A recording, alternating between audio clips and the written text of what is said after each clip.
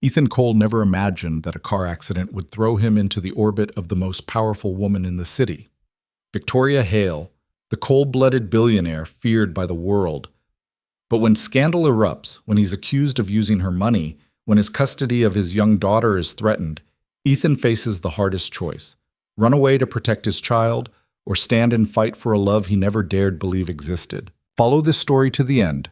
Like and comment on the city you're watching to let me know how far my story has come. Now, let's begin. The rain came down hard that Tuesday night, turning the streets into rivers of black asphalt and neon reflections. Ethan Cole gripped the steering wheel of his beat-up Honda Civic, knuckles white, eyes fixed on the taillights ahead. In the back seat, his daughter Mia hummed softly to herself, oblivious to the tension radiating from her father's shoulders. "Daddy, can we get ice cream tomorrow?"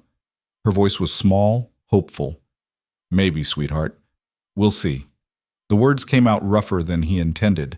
He softened his tone. "Depends on how work goes." Work. The word tasted bitter. Tomorrow he'd be back at the warehouse, hauling boxes for 9 hours straight at $12 an hour. It wasn't what he'd imagined when he'd dropped out of college 7 years ago, when Sarah had gotten pregnant and everything had changed overnight. But Sarah was gone now, had been for 3 years, and what remained was this: him, Mia, and an endless cycle of barely making rent. The light ahead turned yellow. Ethan pressed the gas, trying to make it through before red. He almost did. The SUV came from his left, running the red light at full speed. Ethan saw it half a second before impact. A massive black Range Rover, sleek and expensive, barreling toward them like a bullet. He yanked the wheel hard right, tires screaming against wet pavement. The Honda spun, fishtailing wildly. Mia's humming stopped, replaced by a sharp cry of fear. They missed the SUV by inches. Instead, they slammed into a streetlight pole with a sickening crunch of metal and glass.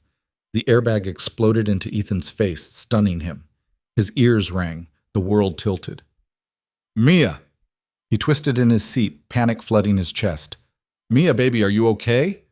She was crying, but conscious. No blood. The car seat had held. Thank God for that, at least. Behind them, tires squealed. The Range Rover had stopped. A door opened. Footsteps approached through the rain. Ethan shoved his door open. It stuck, then gave way with a groan, and stumbled out. His ribs ached, his vision swam, but anger cut through the fog, sharp and hot. "What the hell is wrong with you?" he shouted toward the approaching figure. "You ran a red light. You could have killed us." The person who emerged from the rain wasn't what he expected. She was tall, maybe 5'9", dressed in a charcoal suit that probably cost more than Ethan's car had when it was new. Dark hair pulled back severely. Features that could have been carved from ice. High cheekbones, a mouth set in a hard line. Eyes that assessed him with the coldness of a predator evaluating prey. Even soaked by rain, she looked untouchable. Powerful. "Are you injured?" Her voice was clipped, professional, empty of warmth. "What?" Ethan blinked water from his eyes. "Are you serious right now? You just ran a—" "I asked if you're injured." She cut him off without raising her voice. "You or the child?" The casual authority in her tone made his anger spike higher. "My daughter, her name is Mia, and she's terrified because someone decided traffic laws don't apply to them." Something flickered across the woman's face, too quick to read. She pulled out a phone, tapped the screen once. "I'm calling an ambulance." "I don't need an ambulance. I need you to—" "Mr. Cole." She was looking at his license plate, which hung at an angle from the crumpled bumper. "Your vehicle has sustained significant damage. You're legally required to file a police report. However, I'm prepared to handle this matter privately if you're amenable." How did she know his name? Then he realized. The insurance card visible through his shattered windshield. "Handle it privately," Ethan repeated slowly. "You mean pay me off?"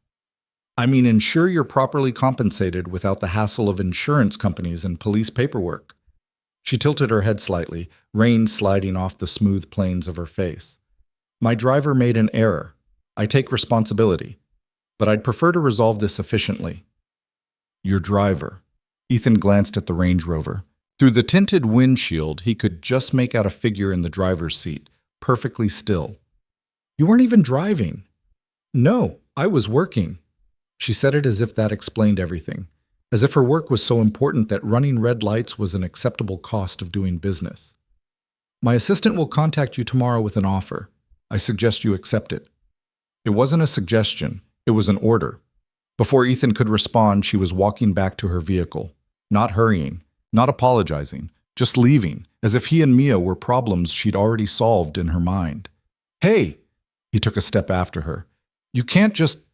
She turned back, and for the first time her expression shifted, not to warmth, but to something harder, final. I can do exactly what I want, Mr. Cole. I always have. You do well to remember that. The Range Rover pulled away, taillights disappearing into the rain-soaked night. Ethan stood there, breathing hard, water streaming down his face. Behind him, Mia was still crying softly. His car was totaled. And somewhere in this city, a woman who'd nearly killed them was already moving on to her next appointment, unbothered. He didn't even know her name. The tow truck took 40 minutes to arrive. By then, Ethan had called his boss to explain why he'd be late tomorrow, damage control for a shift he couldn't afford to miss, and comforted Mia as best he could while sitting on the curb in the rain.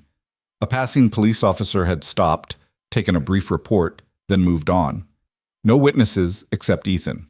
No cameras on this particular stretch of road. "Daddy, my backpack is still in the car," Mia said as the tow truck driver hooked up the Honda. "I'll get it, baby."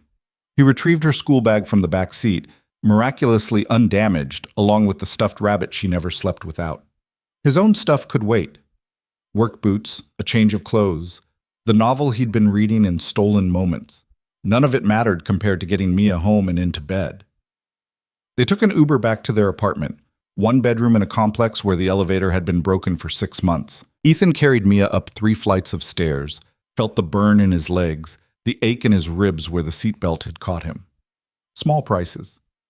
Inside, the apartment was exactly as they'd left it, cramped, cluttered with Mia's toys, walls thin enough to hear the neighbors arguing about money. Again, always about money. "Bath time," Ethan said, setting Mia down. "But I'm not dirty." "You're getting one anyway. Come on." While she splashed in the tub, her fear already fading the way only a 6-year-old's could, Ethan sat on the closed toilet lid and finally let himself shake. His hands trembled. His breath came short. They'd almost died tonight. If he'd been 1 second slower, if the angle had been slightly different, if Mia hadn't been in her car seat, he shoved the thoughts away. They were alive. That was what mattered. After tucking Mia into bed, his bed, because she'd taken over the bedroom and he slept on the couch, he poured himself 2 fingers of cheap whiskey and stood at the window overlooking the parking lot. His phone buzzed. Unknown number. He almost didn't answer. Then curiosity won. "Mr. Cole?" A woman's voice, younger than the one from earlier. Efficient. "My name is Rebecca Chen. I'm calling on behalf of Ms. Victoria Hale regarding tonight's incident." Victoria Hale, so that was her name. "I'm listening," Ethan said. "Ms. Hale has authorized me to offer you $15,000 as compensation for damages to your vehicle and any medical expenses you may incur. In exchange, you'll sign a release waiving any further claims related to the accident." $15,000. Ethan's annual rent. 3 months of living expenses. Enough to buy a decent used car and still have cushion left over. "That's generous," he said carefully. "Ms. Hale believes in handling her obligations swiftly and fairly." Her obligations. Not her fault. A pause. "I'm authorized to negotiate up to $20,000 if you find the initial offer insufficient." $20,000. Ethan closed his eyes. With that kind of money, he could breathe, could give Mia things she needed, new shoes that actually fit, the tutoring program her teacher had recommended, maybe even a weekend at the beach she'd been begging for. All he had to do was let Victoria Hale buy his silence. "I need to think about it," he said. Another pause, longer this time. "Mr. Cole, I should mention that Ms. Hale's legal team is quite thorough. If you choose to pursue this through official channels, you'll find the process complicated." There it was, the velvet glove covering the iron fist. Take the money or face a legal battle he couldn't afford to fight. "I said I need to think about it." Ethan kept his voice level. "Give me 24 hours. "Very well. I'll call you tomorrow evening." Rebecca Chen's tone suggested this was highly irregular. Have a good night, Mr. Cole. She hung up. Ethan stared at his phone for a long moment, then Googled Victoria Hale. The results were immediate and overwhelming. Victoria Hale, CEO of Hale Industries. Net worth estimated at $2.3 billion. Youngest woman to ever head a Fortune 500 company. Known for aggressive business tactics and a personal life kept completely private. The photos showed the same woman from tonight, always in severe suits, always alone, never smiling. Articles described her as brilliant, ruthless, untouchable. One headline caught his eye: "The Ice Queen of Wall Street, How Victoria Hale Built an Empire Without Breaking a Sweat." Ethan read the article. It painted a picture of someone who'd inherited a struggling manufacturing company from her father at age 25 and transformed it into a global conglomerate within 5 years. No scandals, no relationships, no public mistakes, just relentless, calculated success. And tonight, her driver had run a red light and nearly killed his daughter. He closed the browser and drained his whiskey. Tomorrow, he'd decide what to do. Tonight, he just needed to sleep. Sleep didn't come. Ethan lay on the couch, staring at the ceiling, listening to Mia's soft breathing from the bedroom. Every time he closed his eyes, he saw the Range Rover barreling toward them, felt the impact, heard Mia scream. At 3 a.m., he gave up and made coffee. The apartment was quiet except for the hum of the refrigerator and distant traffic. Ethan sat at the kitchen table, scarred wood he'd found on Craigslist for $50, and opened his laptop. He had to be at work in 5 hours, but sleep was impossible now. He looked up everything he could find about Victoria Hale. There wasn't much personal information: business acquisitions, board appointments, quarterly earnings reports, but nothing about her life outside the office. No mention of family, friends, hobbies. One article from 3 years ago noted that she'd never been photographed at any social event not directly related to business. "The most powerful woman you've never seen smile," the caption read. Ethan studied her photo. In it, she was standing at a podium, presumably giving a speech. The expression on her face was the same one he'd seen tonight, completely neutral, revealing nothing. Her eyes were dark, almost black in the harsh lighting. Beautiful, in the way a predator was beautiful. Dangerous. What kind of person lived like that? All power, no warmth, all control, no connection. He thought about Rebecca Chen's call. The casual way she'd mentioned Victoria's legal team. The implicit threat wrapped in professional courtesy. People like Victoria Hale didn't play by the same rules as everyone else. They made their own rules. And people like Ethan, people who worked warehouse jobs and lived paycheck to paycheck, were just obstacles to be managed. His phone buzzed, a text from his boss. "Heard about the accident. Take the day if you need it. We'll manage." Ethan blinked at the screen. His boss had never offered him a day off before. Hell, the man had made him work through a fever last winter. Another text came through. Someone from Hale Industries called. Said you might need accommodation. Whatever you need, just let me know. Cold understanding settled in Ethan's gut. Victoria Hale wasn't just offering him money. She was managing him, making sure he had no reason to cause problems. His boss, his expenses, his entire life. She was smoothing it all over before he even had a chance to decide what he wanted. It should have made him angry. Instead, it made him curious. What was Victoria Hale so afraid of that she needed to control everything this thoroughly? The accident hadn't even been her fault directly. Her driver had run the light.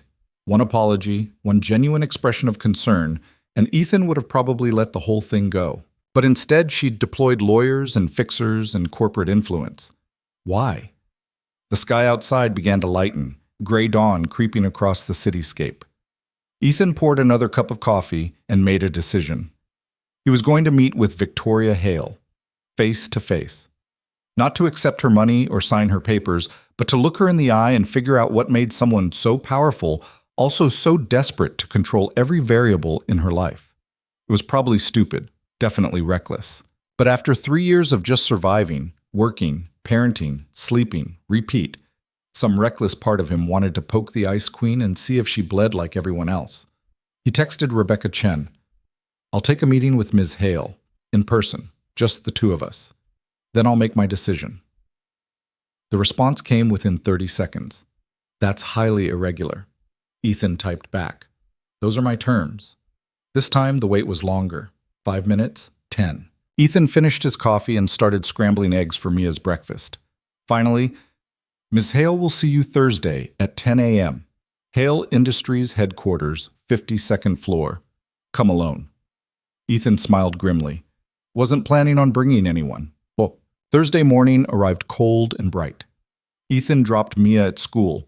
Her principal had been oddly accommodating about him being a few minutes late, another sign of Victoria's reach, and took the subway downtown.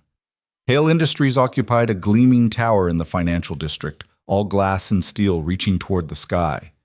Ethan had passed it 1,000 times and never once imagined he'd go inside. The lobby was Arctic modern, white marble, chrome fixtures, abstract art that probably cost more than his entire apartment complex. Security was tight. Ethan showed ID, got a visitor badge, and was directed to a bank of elevators that required keycard access. A young woman in an immaculate pantsuit met him on the 52nd floor. "Mr. Cole, I'm Rebecca Chen." She offered a handshake, firm, brief. "Ms. Hale is finishing a call. She'll be with you shortly." The waiting area was more intimidating than comfortable. Floor-to-ceiling windows overlooked the city, leather furniture that looked expensive but uninviting. Magazines fanned across a glass table, all business publications, nothing personal. Ethan sat, waited. Rebecca worked at a nearby desk, typing with machine gun efficiency. She didn't look up once. After 15 minutes, a door opened. "Mr. Cole?" Victoria Hale stood in the doorway of what must be her office. Same severe suit, same expressionless face. But in the harsh light of day, without rain obscuring his vision, Ethan could see details he'd missed. The slight shadows under her eyes suggesting she slept as poorly as he did. The tension in her jaw, the way her fingers gripped the doorframe just a fraction too tight. She wasn't as untouchable as she wanted the world to believe. "Miss Hale." He stood. "This way." Her office was massive, bigger than his entire apartment. One wall was solid windows.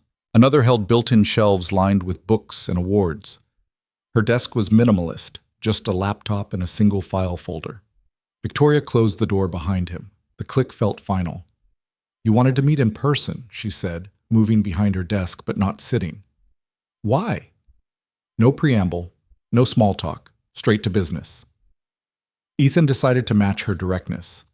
"Because I want to understand why someone who could make this go away with a phone call is so determined to control how it goes away." Her expression didn't change, but something flickered in her eyes. "I don't like loose ends." "I'm not a loose end. I'm a person whose daughter almost died because your driver was careless." "My driver was following my instructions to reach my next meeting quickly." The admission came without hesitation or apology. "I take full responsibility for the consequences." "But you don't actually care about those consequences." Ethan stepped closer to the desk. "You just want to manage them." "Is there a difference?" "Yeah, there is." He held her gaze. "Caring means you actually give a damn. Managing means you just want the problem to disappear." Victoria tilted her head slightly, studying him with those dark, unreadable eyes. "You think I don't care?" "I think you don't let yourself care." The words surprised him even as he said them, but they felt true. "I think you've built this whole fortress around yourself, and anything that threatens to breach it gets dealt with swiftly and efficiently, including me." Silence stretched between them. Then Victoria did something unexpected. She smiled. It wasn't warm. It wasn't friendly. But it was genuine, a small, sharp curve of her mouth that transformed her face for half a second. "You're perceptive, Mr. Cole." She sat down, gestured for him to do the same. "And correct. I don't let myself care. Caring is a liability in my world. Must be a lonely world. It's a successful one." She opened the file folder on her desk. "I'm prepared to offer you $25,000. Final offer. You sign the release, we never speak again, and you use the money to build a better life for your daughter." Ethan sat back. 25,000. More than he'd make in a year at the warehouse. What if I said no? Victoria's eyes narrowed slightly. "Then you'd be making a mistake." "Maybe." He shrugged. "But it'd be my mistake to make. You have a daughter to think about." "I know. That's why I came here." "I don't understand." Ethan leaned forward. "Ms. Hale, you nearly killed us. Not on purpose, But you did. And instead of apologizing, instead of showing even a shred of human decency, you sent lawyers and money and corporate muscle. You tried to bury it before I even had time to process what happened. That's how things work, Mr. Cole. That's how things work in your world, not mine. He held her gaze. In my world, when you hurt someone, you acknowledge it. You make it right, not with money, with actual human connection. Victoria stared at him. For a long moment, neither of them spoke. Then she said, very quietly, I don't know how to do that. The admission hung in the air between them. Ethan felt something shift, a crack in the Ice Queen's armor, tiny but real. I think you do, he said. I think you just haven't let yourself in a very long time. Victoria stood abruptly, walked to the window, stood with her back to him, silhouetted against the city skyline. I was 19 when my father died, she said. He left me a company on the verge of bankruptcy and a board full of men who thought I was a child playing dress-up. I had two choices, crumble or become someone they couldn't dismiss. So you became this? Yes. She didn't turn around. I learned very quickly that vulnerability is weakness, that caring about what people think, what they feel, what they need, it just gives them leverage over you. That's not living, that's surviving. Survival is all that matters. No, Ethan said firmly, it's not. Victoria turned. Her expression was still controlled, but something raw flickered beneath it. You don't understand what it's like.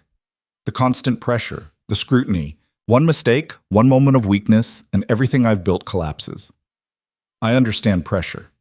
Ethan stood. I'm a single dad working a job that barely pays rent, raising a daughter who deserves better than what I can give her. Every day is a tightrope walk. But you know what? I still let myself care.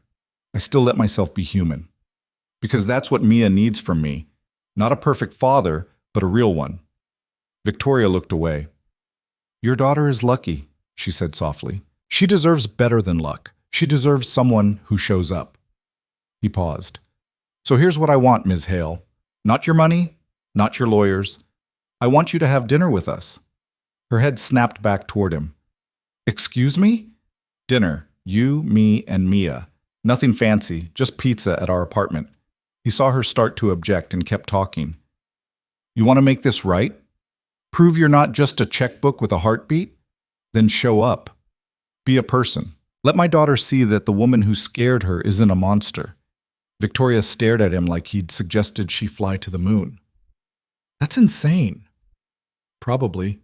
Ethan picked up his jacket. But it's the only thing I want. Have dinner with us, look Mia in the eye, and show her even a fraction of the humanity you just showed me. Do that, and I'll sign whatever you want. He walked to the door. Mr. Cole.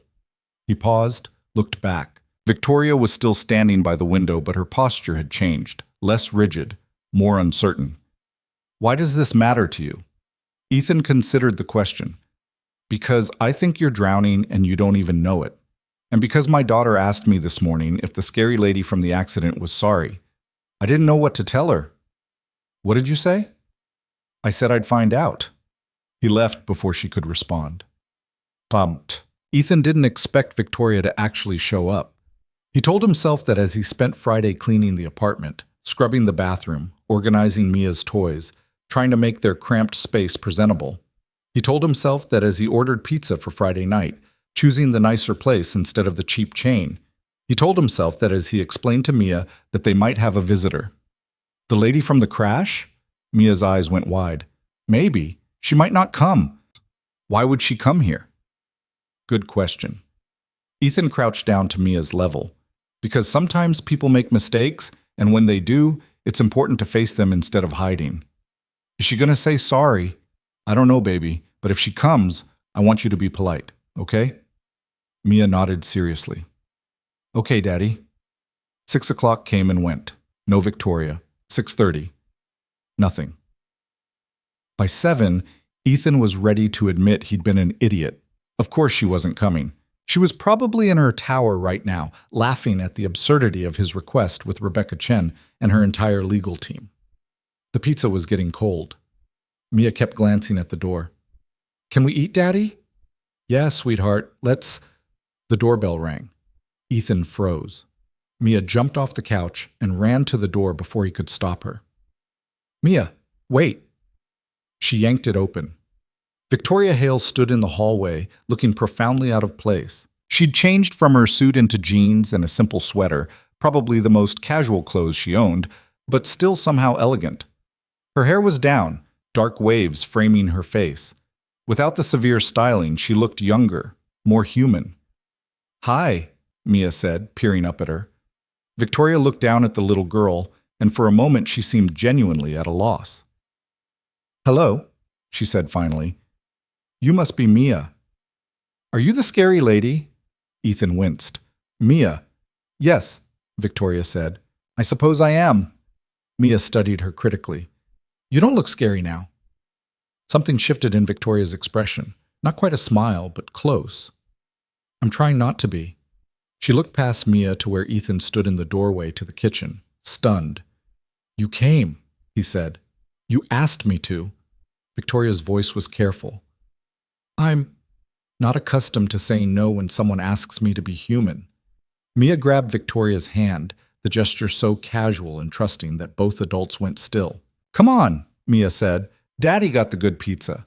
She tugged Victoria inside. The next 2 hours were among the strangest of Ethan's life. Victoria Hale, billionaire CEO, Ice Queen of Wall Street, sat on his threadbare couch eating pepperoni pizza and listening to his 6-year-old daughter talk about her stuffed rabbit collection. She asked questions. Real questions, not the polite, perfunctory kind. She listened to the answers. Mister, Fluffkins is the oldest, Mia explained, holding up a ratty gray rabbit missing one ear. Daddy got him for me when I was a baby. He looks well loved, Victoria said. He's my favorite. He sleeps with me every night. That's good. Everyone needs something that makes them feel safe. Ethan watched from the kitchen, pretending to clean up while actually just observing. This wasn't the same woman who'd stood in his headlights 4 days ago, cold and untouchable. This version asked Mia about her favorite color, her best friend at school, her drawings taped to the refrigerator. And Mia, bless her resilient heart, responded like Victoria was just another adult in her orbit. No fear, no judgment, just a 6-year-old being herself. Eventually, Mia's energy flagged. She yawned, rubbing her eyes. Bedtime, Ethan said, scooping her up. But we have a guest. Miss Hale will still be here when you wake up. He glanced at Victoria, who nodded slightly. Say goodnight. Mia wrapped her arms around Ethan's neck, then reached out toward Victoria. Hug? Victoria hesitated. Then, slowly, she stood and let Mia hug her. An awkward, one-armed embrace that lasted maybe 3 seconds. Good night, Mia, Victoria said softly. Good night, scary lady. Victoria, you can call me Victoria. Mia grinned. Good night, Victoria. After tucking Mia in, 2 stories and 3 songs later, Ethan returned to find Victoria still on the couch. But her posture had changed. She looked tired. The mask had slipped. I can't remember the last time I had pizza, she said. Ethan sat in the armchair across from her. How is that possible? I have a private chef. He prepares nutritionally balanced meals according to my schedule. That sounds awful, Victoria's mouth quirked. It's efficient. There's more to life than efficiency. Is there? She looked around the apartment, at the toys scattered despite his cleaning efforts, at the water stain on the ceiling Ethan couldn't afford to fix, at the mismatched furniture. You live in a space smaller than my closet. You work a job that barely covers expenses. You have no time, no resources, no safety net. What's the more you're referring to? Her. Ethan nodded toward the bedroom. Mia, she's the more. Victoria was quiet for a long moment. I don't have that, she said finally. I don't have anyone. By choice. By necessity. She stood, walked to the window overlooking the parking lot. When you have what I have, people want things from you. They see dollar signs, opportunities, leverage. No one sees you. I see you. She turned, something vulnerable flickering across her face. You don't know me.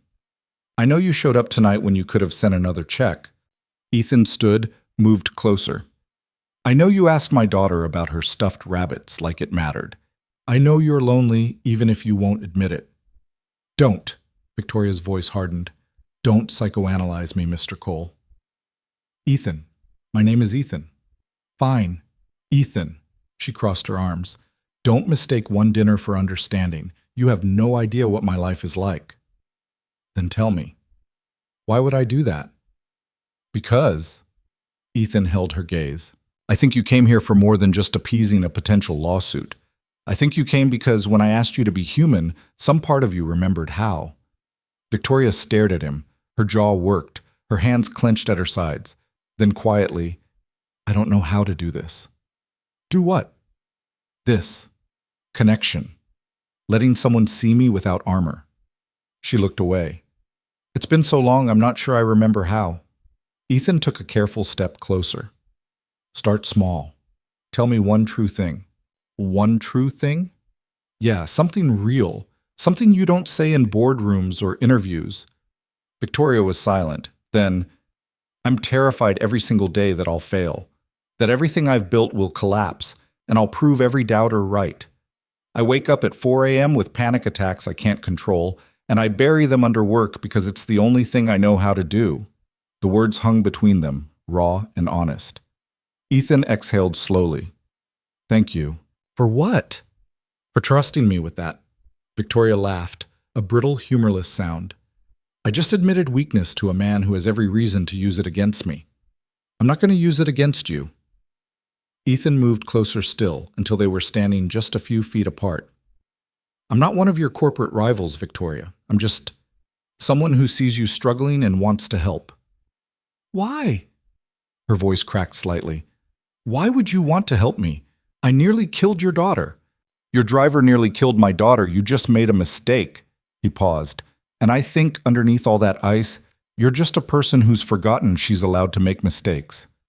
Victoria closed her eyes. When she opened them again, they were bright with unshed tears. I can't afford mistakes, she whispered. Everyone makes mistakes. It's what makes us human. I don't have the luxury of being human. Ethan reached out slowly, giving her time to pull away. When she didn't, he took her hand. Her fingers were cold, trembling slightly. Yes, he said firmly. You do. For a moment, Victoria just stood there, hand in his, breathing like she'd run a marathon. Then she pulled away. I should go. Her voice was unsteady. I shouldn't have come. Don't. Ethan caught her wrist gently. Don't run just because you felt something real. I don't run. Then stay, just for a few more minutes. Victoria looked at his hand on her wrist, then at his face. Whatever she saw there made her decision. She stayed. They talked until midnight, about everything and nothing. Victoria told him about her father, about inheriting an empire she hadn't asked for. Ethan told her about Sarah, about becoming a single parent at 25. They traded stories like currency, each revelation building trust. And when Victoria finally left, standing at the door with her coat on and her walls partially rebuilt, she turned back. Thank you, she said, for seeing me. Thank you for letting me. She nodded once, then left. Ethan closed the door and leaned against it, his mind racing. He'd just spent an evening with one of the most powerful women in the world, and somehow, impossibly, she'd felt like just a person. Lonely, scared, human.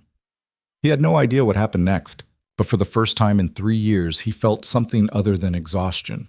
He felt curious, hopeful, alive. It was terrifying. It was also the best he'd felt in years. The next morning, Ethan woke to find his phone buzzing with messages he didn't recognize.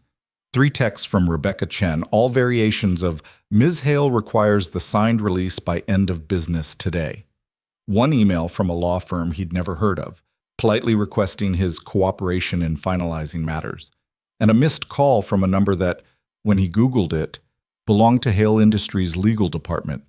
He deleted them all without responding. Mia bounced into the living room, already dressed in mismatched socks and her favorite unicorn shirt. Is Victoria coming back? I don't know, baby. Ethan sat up, his back protesting the lumpy couch. Why? I liked her. She listened when I talked. Mia climbed onto the couch beside him. Most grown-ups pretend to listen, but they're really just waiting for me to stop. Ethan pulled her close. You're pretty smart, you know that? I know. She grinned up at him. Can we invite her for dinner again? We'll see. But the truth was, Ethan had no idea if he'd ever see Victoria Hale again. Last night had felt like stepping into an alternate universe, one where billionaires ate pizza in rundown apartments and admitted their fears to strangers. In the harsh light of Saturday morning, it seemed almost imaginary. His phone buzzed again. Another unknown number.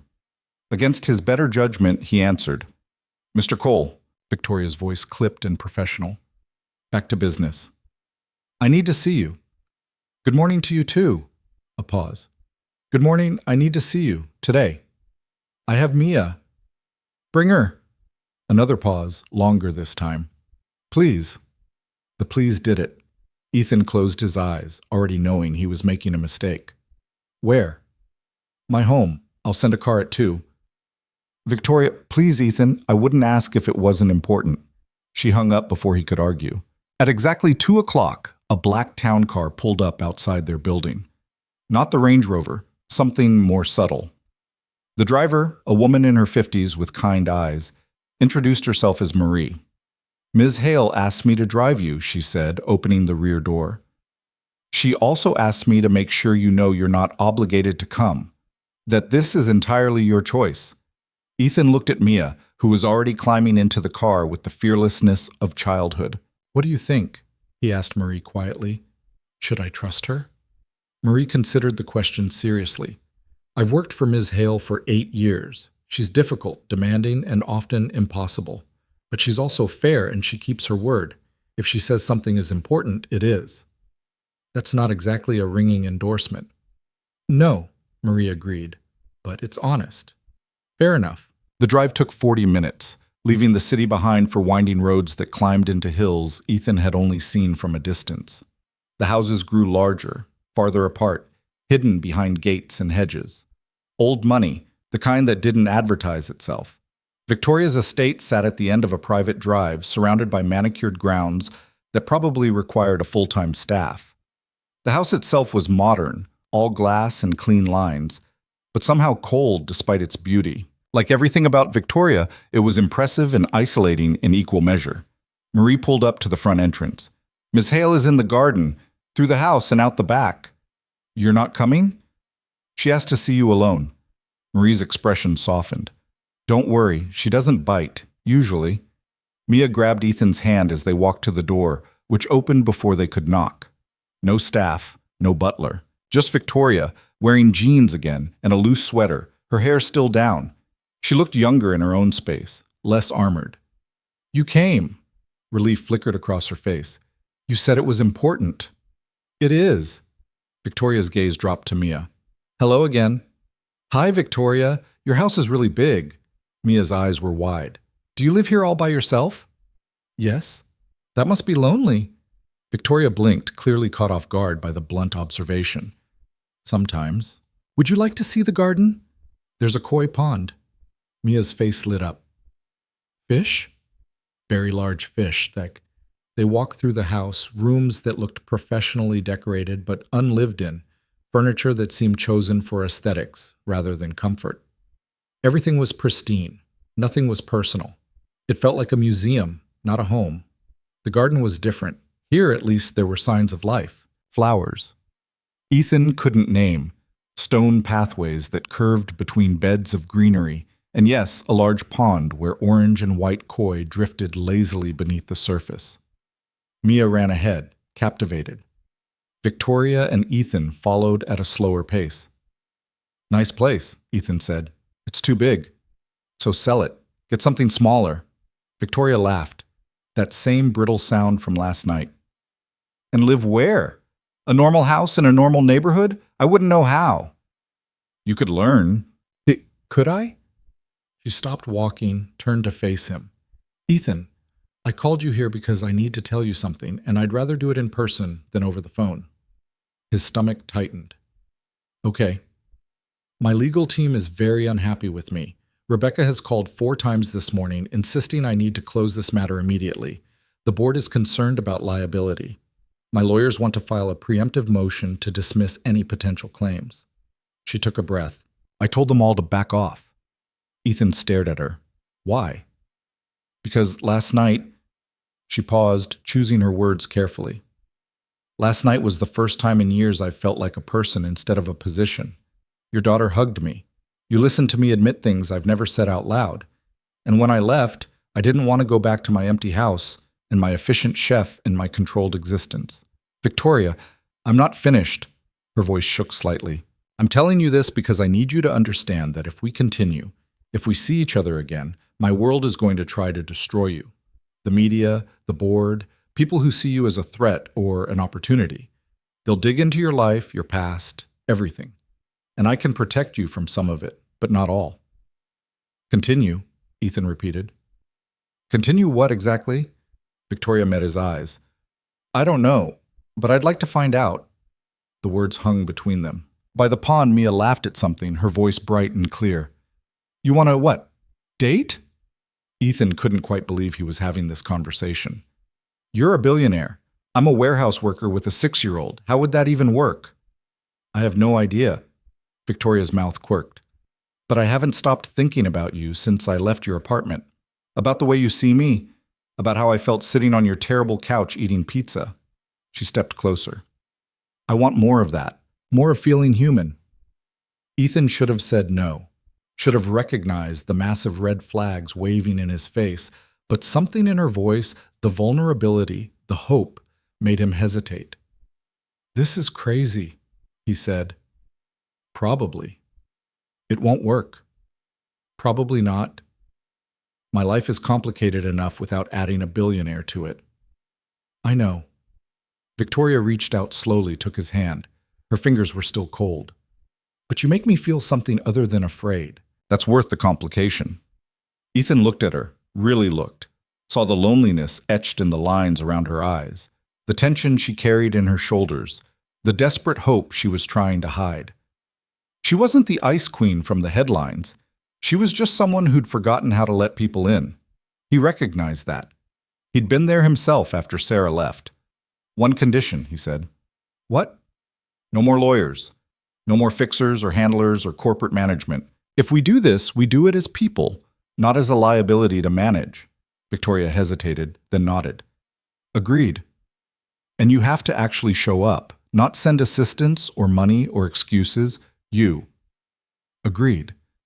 And if it gets too complicated, if my daughter gets hurt by this in any way, I walk. No questions, no negotiations. Understood. Victoria squeezed his hand. Anything else? Ethan thought about it. Yeah, smile more. You have a nice smile. She did smile then, small and uncertain, but real. I'll try. They stood there, hands linked, while Mia played by the pond and the afternoon sun filtered through the trees. It felt surreal, impossible. And yet, for the first time since Sarah had walked out, Ethan felt like maybe, just maybe, he could open that locked part of himself again. Daddy, Mia came running over. Victoria says I can feed the fish, can I? If Victoria says it's okay, it's okay. Victoria released his hand, walked with Mia back to the pond. She produced a small container of fish food from somewhere, showed Mia how to toss it so the koi would surface, their heads bent together, dark and light, as they watched the fish swarm. Ethan's phone buzzed. A text from an unknown number. Mr. Cole, this is James Rutherford, counsel for Hale Industries. We need to discuss Ms. Hale's recent decisions regarding your matter. Please call at your earliest convenience. He deleted it without responding. Over the next 2 weeks, Ethan fell into a routine he never could have imagined. Victoria came to dinner twice more, always bringing something Mia would like, always staying later than she probably should. They talked about everything except the enormous gulf between their lives. Ethan told her about the warehouse, about the petty politics and the aching monotony. Victoria told him about board meetings that felt like warfare, about decisions that affected thousands of jobs, about the weight of responsibility that never lifted. Do you ever just want to walk away? Ethan asked one night after Mia had gone to bed. They were sitting on his couch, closer than they'd been before. Victoria had her shoes off, her hair messy from Mia's insistence on braiding it. She looked almost normal. Every day, she admitted. But then I remember my father, how he built this company from nothing, how he trusted me to carry it forward. That's a lot of pressure. It's crushing. She turned to look at him. But when I'm here with you, I forget about it for a while. That's dangerous. Why dangerous? Because I could get used to it, to feeling like this. Ethan reached over, tucked a strand of hair behind her ear. Would that be so bad? Victoria leaned into the touch, her eyes closing briefly. It would be terrifying. Most good things are. She opened her eyes, and the look in them made Ethan's breath catch. Vulnerability and desire and fear all mixed together. Ethan, he kissed her before she could finish. It was impulsive, probably stupid, but her lips were soft and she made a small sound of surprise that became something else. Her hand came up to his jaw, holding him there, and for a moment the world narrowed to just this, her mouth on his, the rapid beat of her heart against his chest, the way she trembled slightly, like she'd forgotten how to be touched. When they broke apart, both breathing hard, Victoria looked shaken. I should go, she whispered. Stay. I can't. If I stay... She pulled back, stood up. I need to go slow. I don't know how to do this, and I don't want to ruin it by moving too fast. Ethan stood as well. Okay. Slow. She nodded, grabbed her jacket. At the door, she turned back. Same time Thursday? I'll make sure Mia doesn't eat all the garlic bread first. Victoria smiled, a real one, bright and unguarded. Deal. After she left, Ethan sat back down on the couch and put his head in his hands. He was falling for a woman who lived in a different universe. A woman whose smallest decision could affect the economy. A woman who probably had 1,000 people trying to manage every aspect of her life. This was going to end badly. He knew it. But he also knew he wasn't going to stop. The crash came on a Wednesday. Ethan was at work halfway through his shift when his phone started buzzing nonstop. Text after text from numbers he didn't know. Missed calls. Voicemails that filled his inbox faster than he could clear them. On his lunch break, he finally checked. The first message was from his boss. Need to see you in my office. Now. His stomach dropped. The second was from Mia's school. Mr. Cole, please call us regarding an incident with Mia. The third was a news alert. Hale Industries CEO spotted with mystery man. Who is Victoria Hale's secret boyfriend? Ethan's hands went numb. He clicked the link. The article was from a gossip site, but it had already been picked up by legitimate news outlets. Photos of him and Victoria, leaving his apartment building, her hand on his arm, getting into her car outside his building, walking in her garden while Mia played nearby. The headlines were brutal, from rags to riches, Victoria Hale's surprising new romance, Ice Queen melts for single dad. Is Ethan Cole a gold digger or the real thing? And underneath, in the comments, thousands of people speculating, judging, tearing him apart, calling him opportunistic, a con artist, accusing him of using his daughter as bait to trap a billionaire. His phone rang. Victoria. Don't read the articles, she said immediately. Too late. Ethan, I'm so sorry. I don't know how they found out. Someone must have been watching my house or... Your house has security. Gates. How did photographers get close enough for these shots? Silence. Victoria. How did they get these photos? I don't know. But her voice was tight. I'm looking into it. Looking into it? Ethan laughed bitterly. Someone sold us out. Someone in your world decided this was worth money or leverage or whatever the hell motivates people like that. I'll fix this. How? The photos are already out. The story is spreading. I have 12 missed calls from reporters wanting comments. He lowered his voice, aware of co-workers watching. Mia's school called. Apparently some parents recognized me from the photos and are asking questions. I'll send someone to... Don't. Ethan's voice was sharp. Don't send handlers or lawyers or fixers. That's exactly what they expect. That's exactly what proves their point. Then what do you want me to do? I don't know. He scrubbed a hand over his face. I need to think. I need to pick up Mia and make sure she's okay. I'll call you later. Ethan? He hung up. The rest of the day was a blur. His boss called him into the office, asked uncomfortable questions about whether Ethan's personal situation would affect his work. The subtext was clear. Don't bring drama here. Mia's principal was more sympathetic, but equally concerned. Other parents had been talking, making assumptions. It might be best if Ethan came to pick her up directly from the classroom for a while, avoiding the pickup line where gossip spread like wildfire. By the time he got Mia home, Ethan felt like he'd been through a war. "Daddy, why were people asking about you today?" Mia asked as he made her dinner. "What people, baby?" "Mrs. Henderson. She asked if I was okay, and Tommy's mom asked me if we were moving into a big house." Mia frowned. "Are we moving?" No, we're not moving." "Then why did she ask?" Ethan crouched down to her level. "Some people took pictures of me and Victoria, and now other people are talking about it. But it doesn't change anything, okay? We're staying right here." "Are you and Victoria boyfriend and girlfriend?" The directness of the question caught him off guard. "I don't know, maybe. Is that okay with you?" Mia thought about it seriously. "I like her. She's nice. And she listens." "Yeah, she does. But she makes you worried." Mia touched his face. "You get lines here when you're worried." Ethan pulled her into a hug, fighting the tightness in his chest. "I'll be okay, sweetheart. I promise." But he wasn't sure that was true. That night, after Mia was asleep, Ethan sat at his laptop and read everything he could find about himself. The articles ranged from mildly invasive to absolutely brutal. His address was public now. His employment history.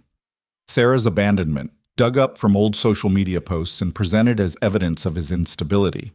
One article even speculated that he was an unfit father using his daughter to manipulate a lonely billionaire.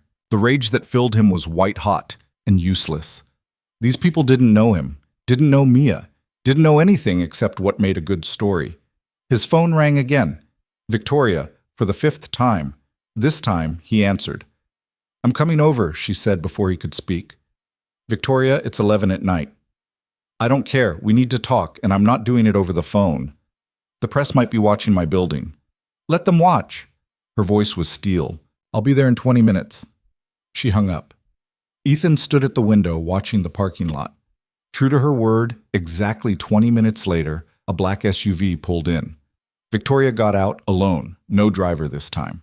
She was wearing sweatpants and a hoodie, her hair pulled back in a messy ponytail.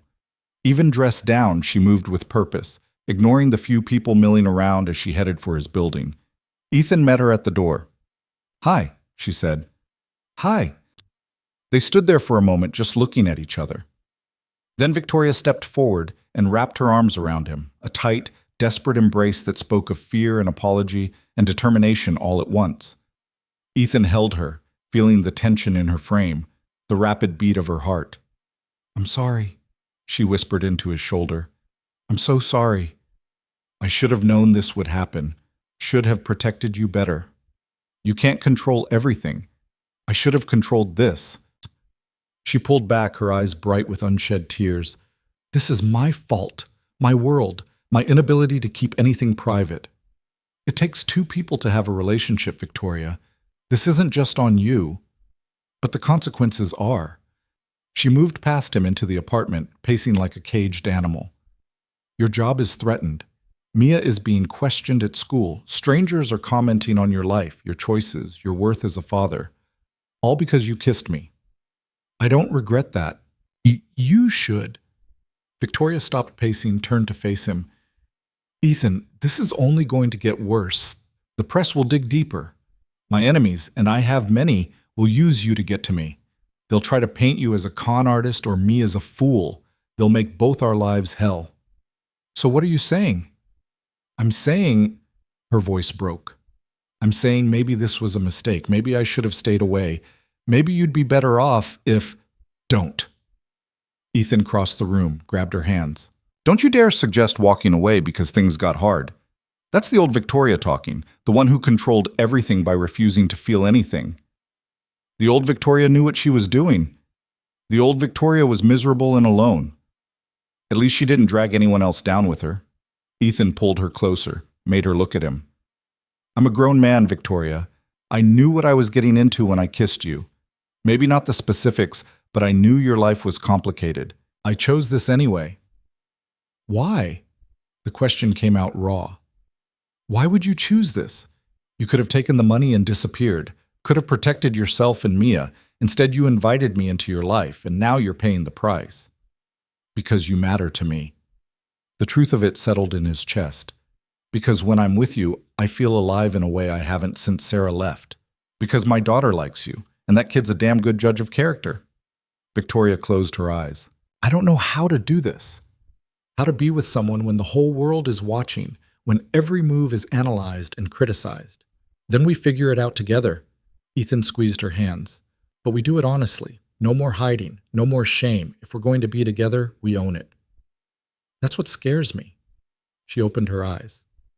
If I own it, if I stand up and say you matter to me, then they can use you against me forever.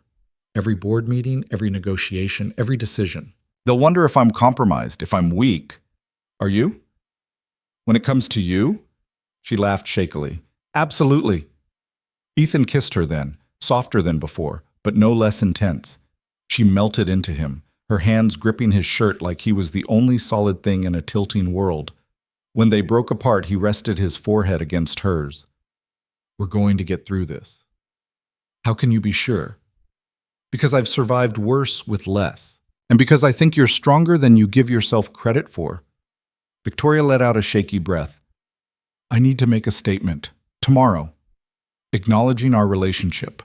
It's the only way to control the narrative. Will that help? Probably not, but it's honest.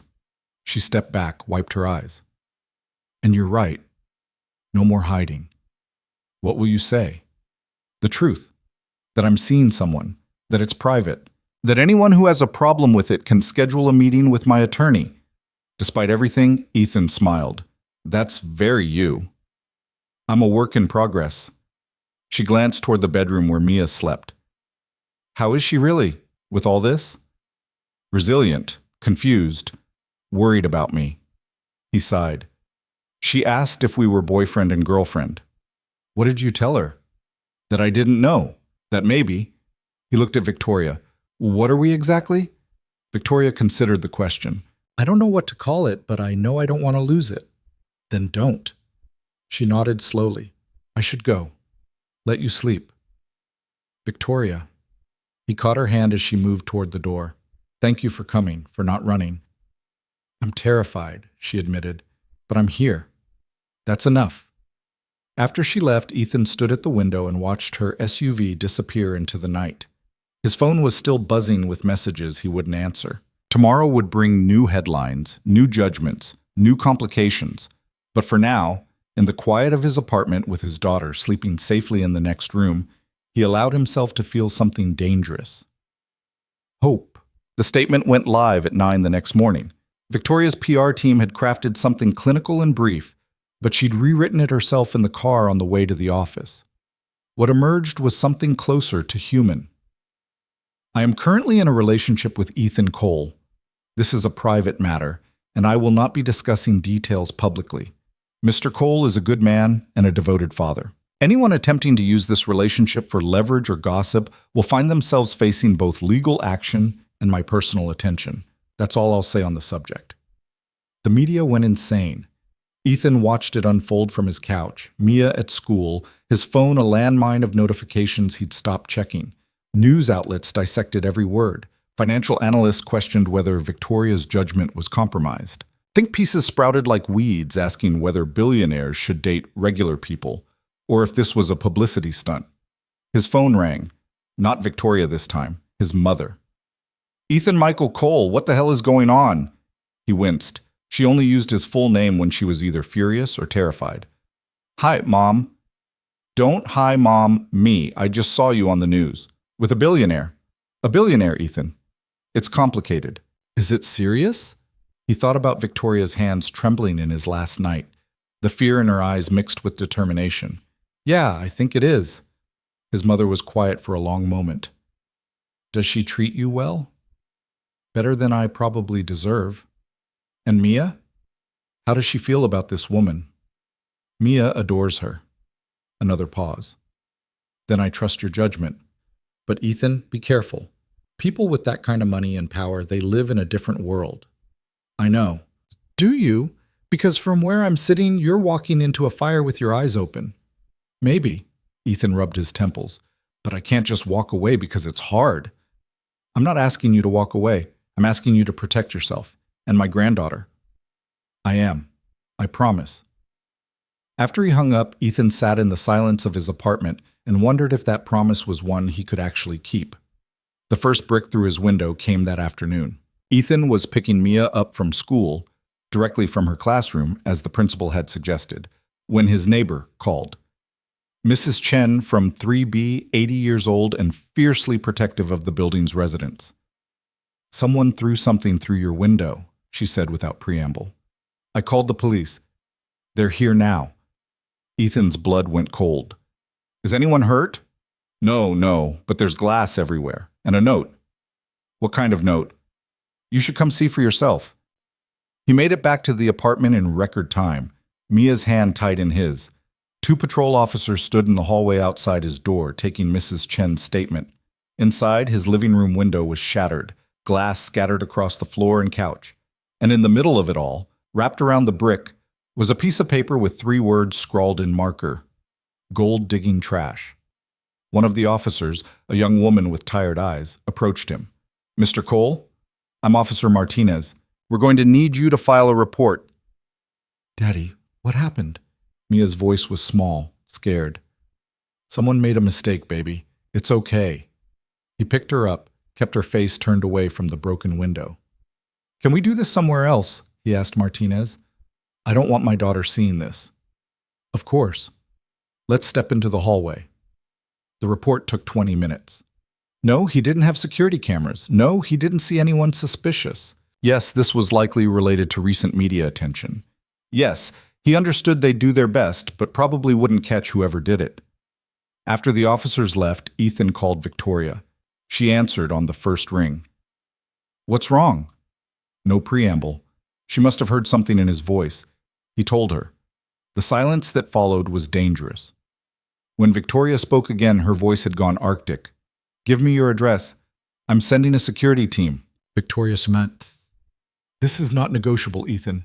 Someone knows where you live. Someone violent enough to throw a brick through your window while you were picking up your daughter. You need protection. I can't afford security. I can, and I will. That's exactly what they want. More proof that I'm using you. I don't care what they want. Her voice cracked slightly. I care about keeping you and Mia safe. Please, let me do this. Ethan looked at the shattered window, at Mia sitting with Mrs. Chen in the hallway, at the note he'd crumpled in his fist. Okay, he said quietly, but low-key. No SUVs with tinted windows, just someone who can keep an eye out. Deal. They'll be there within the hour. She paused. I'm coming over tonight, after Mia's asleep. We need to talk. About what? About whether this is sustainable. About what comes next. Her voice was heavy. About whether I'm putting you in danger by being selfish. Victoria, it's tonight. I'll see you tonight. She hung up. The security team arrived 45 minutes later. Just one person, actually. A woman named Sarah Kim, ex-military, calm and professional. She assessed the apartment, the building, the surrounding area, then set up a discreet position in a parked car across the street. I'll do 8-hour shifts with 2 others, she explained to Ethan. You won't see us unless there's a problem. Ms. Hale was very clear, minimal footprint. Thank you. Sarah's expression softened slightly. For what it's worth, the people doing this are cowards. They won't try anything serious. They just want to scare you. It's working. Then don't let them see it. She nodded toward where Mia was helping Mrs. Chen sweep up glass. That kid needs to know her dad isn't afraid. After Sarah left, Ethan spent 2 hours boarding up the broken window and cleaning glass from every corner. Mia helped, treating it like an adventure, and he didn't correct her. Let her think this was just a weird accident, not a message meant to drive him away from Victoria. By the time Victoria arrived that night, 11 p.m., dressed in jeans and an old NYU sweatshirt that made her look 20, Ethan was exhausted and wired in equal measure. Show me, she said. He showed her the boarded window, the police report, the note he'd kept despite knowing he should probably throw it away. Victoria read it without expression, but her hand shook slightly as she set it down. I'm going to find out who did this. How? I have resources. investigators, people who owe me favors. She turned to him. No one threatens you and gets away with it. Victoria, that's exactly the kind of thing that makes this worse. If you go after someone, it proves you're invested. It gives them more ammunition. I don't care. Well, I do. Ethan took her hands, felt how cold they were despite the warmth of the apartment. I care because every time you react, every time you use your power to protect me, it reinforces their narrative. That I'm using you, that you're compromised. So what do you suggest, that we just take it? Let them throw bricks and write articles and destroy your life? I suggest we live ours and ignore theirs. He pulled her closer. The more we fight back, the more attention we draw. But if we just keep going, keep seeing each other, keep being honest, eventually they'll get bored and move on to the next scandal. Victoria looked at him like he'd suggested they fly to the moon. That's incredibly naive. Maybe, but it's also the only way forward that doesn't involve us becoming the story instead of just people trying to be together. She pulled away, paced to the boarded window. I've spent my entire adult life controlling narratives, shaping perceptions, making sure people see what I want them to see. And now you're asking me to just let go. Let them say whatever they want. I'm asking you to trust that the truth matters more than the story. The truth doesn't matter in my world, Ethan. Perception is everything. Then maybe your world is broken. Victoria spun around, anger flashing across her face. Easy for you to say. You're not the one whose every decision affects thousands of jobs, whose company stock drops 2% because she's dating someone inappropriate, whose board is probably meeting right now to discuss whether I'm still fit to lead. The words hung between them, sharp and true. Ethan felt the hit land. Is that what this is about? You're bored? Partially. Victoria's shoulders sagged. They called an emergency meeting tomorrow to discuss recent developments, which is corporate speak for deciding whether to force me out. They can do that. They can try. I own 42% of the company. They'd need a supermajority to remove me, which is difficult but not impossible if they can prove I'm not acting in the company's best interests. And dating me proves that? Dating anyone proves that, according to them. But dating you, someone they see as beneath me, someone who could be using me, it's ammunition they'll absolutely use. Ethan sat down heavily on the couch. So that's it. We're over because your board doesn't approve. That's not what I'm saying. Then what are you saying? Victoria moved to sit beside him, her movements careful. I'm saying I don't know how to do this, how to be with you and also be the person my company needs me to be, how to protect you without proving them right about me being compromised. You're not compromised, you're human. In my position, those are the same thing. She took his hand. Ethan, I care about you more than I've cared about anyone in years, but I'm also terrified that by caring about you, I'm putting everything I've built at risk. And I don't know if I'm strong enough to lose it all. No one's asking you to lose it all, aren't they? Her laugh was bitter. My CFO suggested today that I should end this relationship for the good of the company. My head of PR quit because she said she couldn't control a story this messy. 3 board members called me personally to express their concerns. She met his eyes. They're circling, Ethan, looking for weakness. And you're the weakness they've found.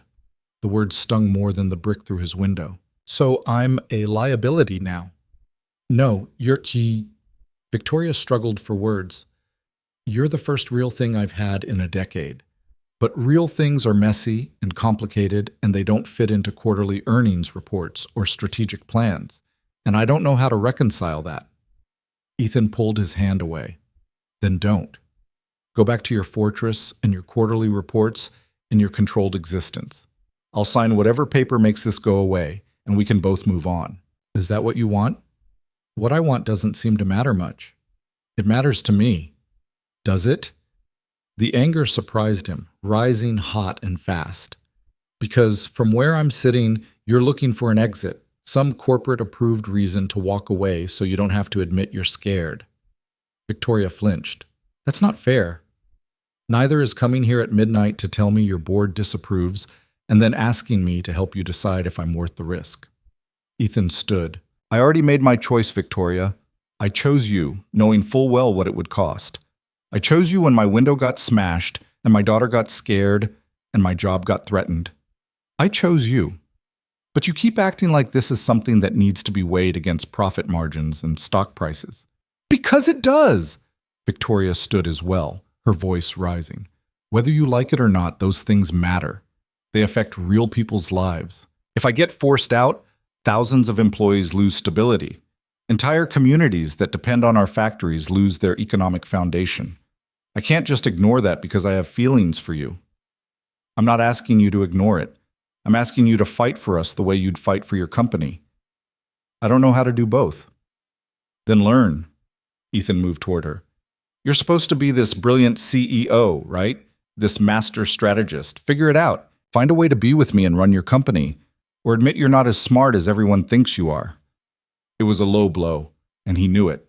Victoria's eyes flashed with hurt and anger. You don't understand the pressure I'm under? You're right, I don't. I'm just a warehouse worker who can barely make rent. What would I know about pressure? His voice dripped with sarcasm. It's not like I'm raising a kid alone on poverty wages while the entire world calls me a gold digger. That's exactly what you were going to say. Ethan cut her off. You were going to tell me how hard your life is, how much responsibility you carry, how difficult your choices are, as if mine aren't. Victoria opened her mouth, closed it. Her eyes were bright with unshed tears. I'm sorry, she said finally. You're right. I'm being scared. You're being scared. Ethan's anger deflated as quickly as it had risen. And I get it. I do. But Victoria, if you walk away now, you're proving them right. That you can't handle being both powerful and human. That caring about someone makes you weak. What if it does? Then we're all weak. Every single person who's ever loved someone. He reached for her hand, and this time she let him take it. But that's not weakness. That's the only thing that makes any of this matter. Victoria looked down at their joined hands. The board meeting is tomorrow at 10. If I show up and tell them I'm staying with you regardless of their concerns, I might lose everything.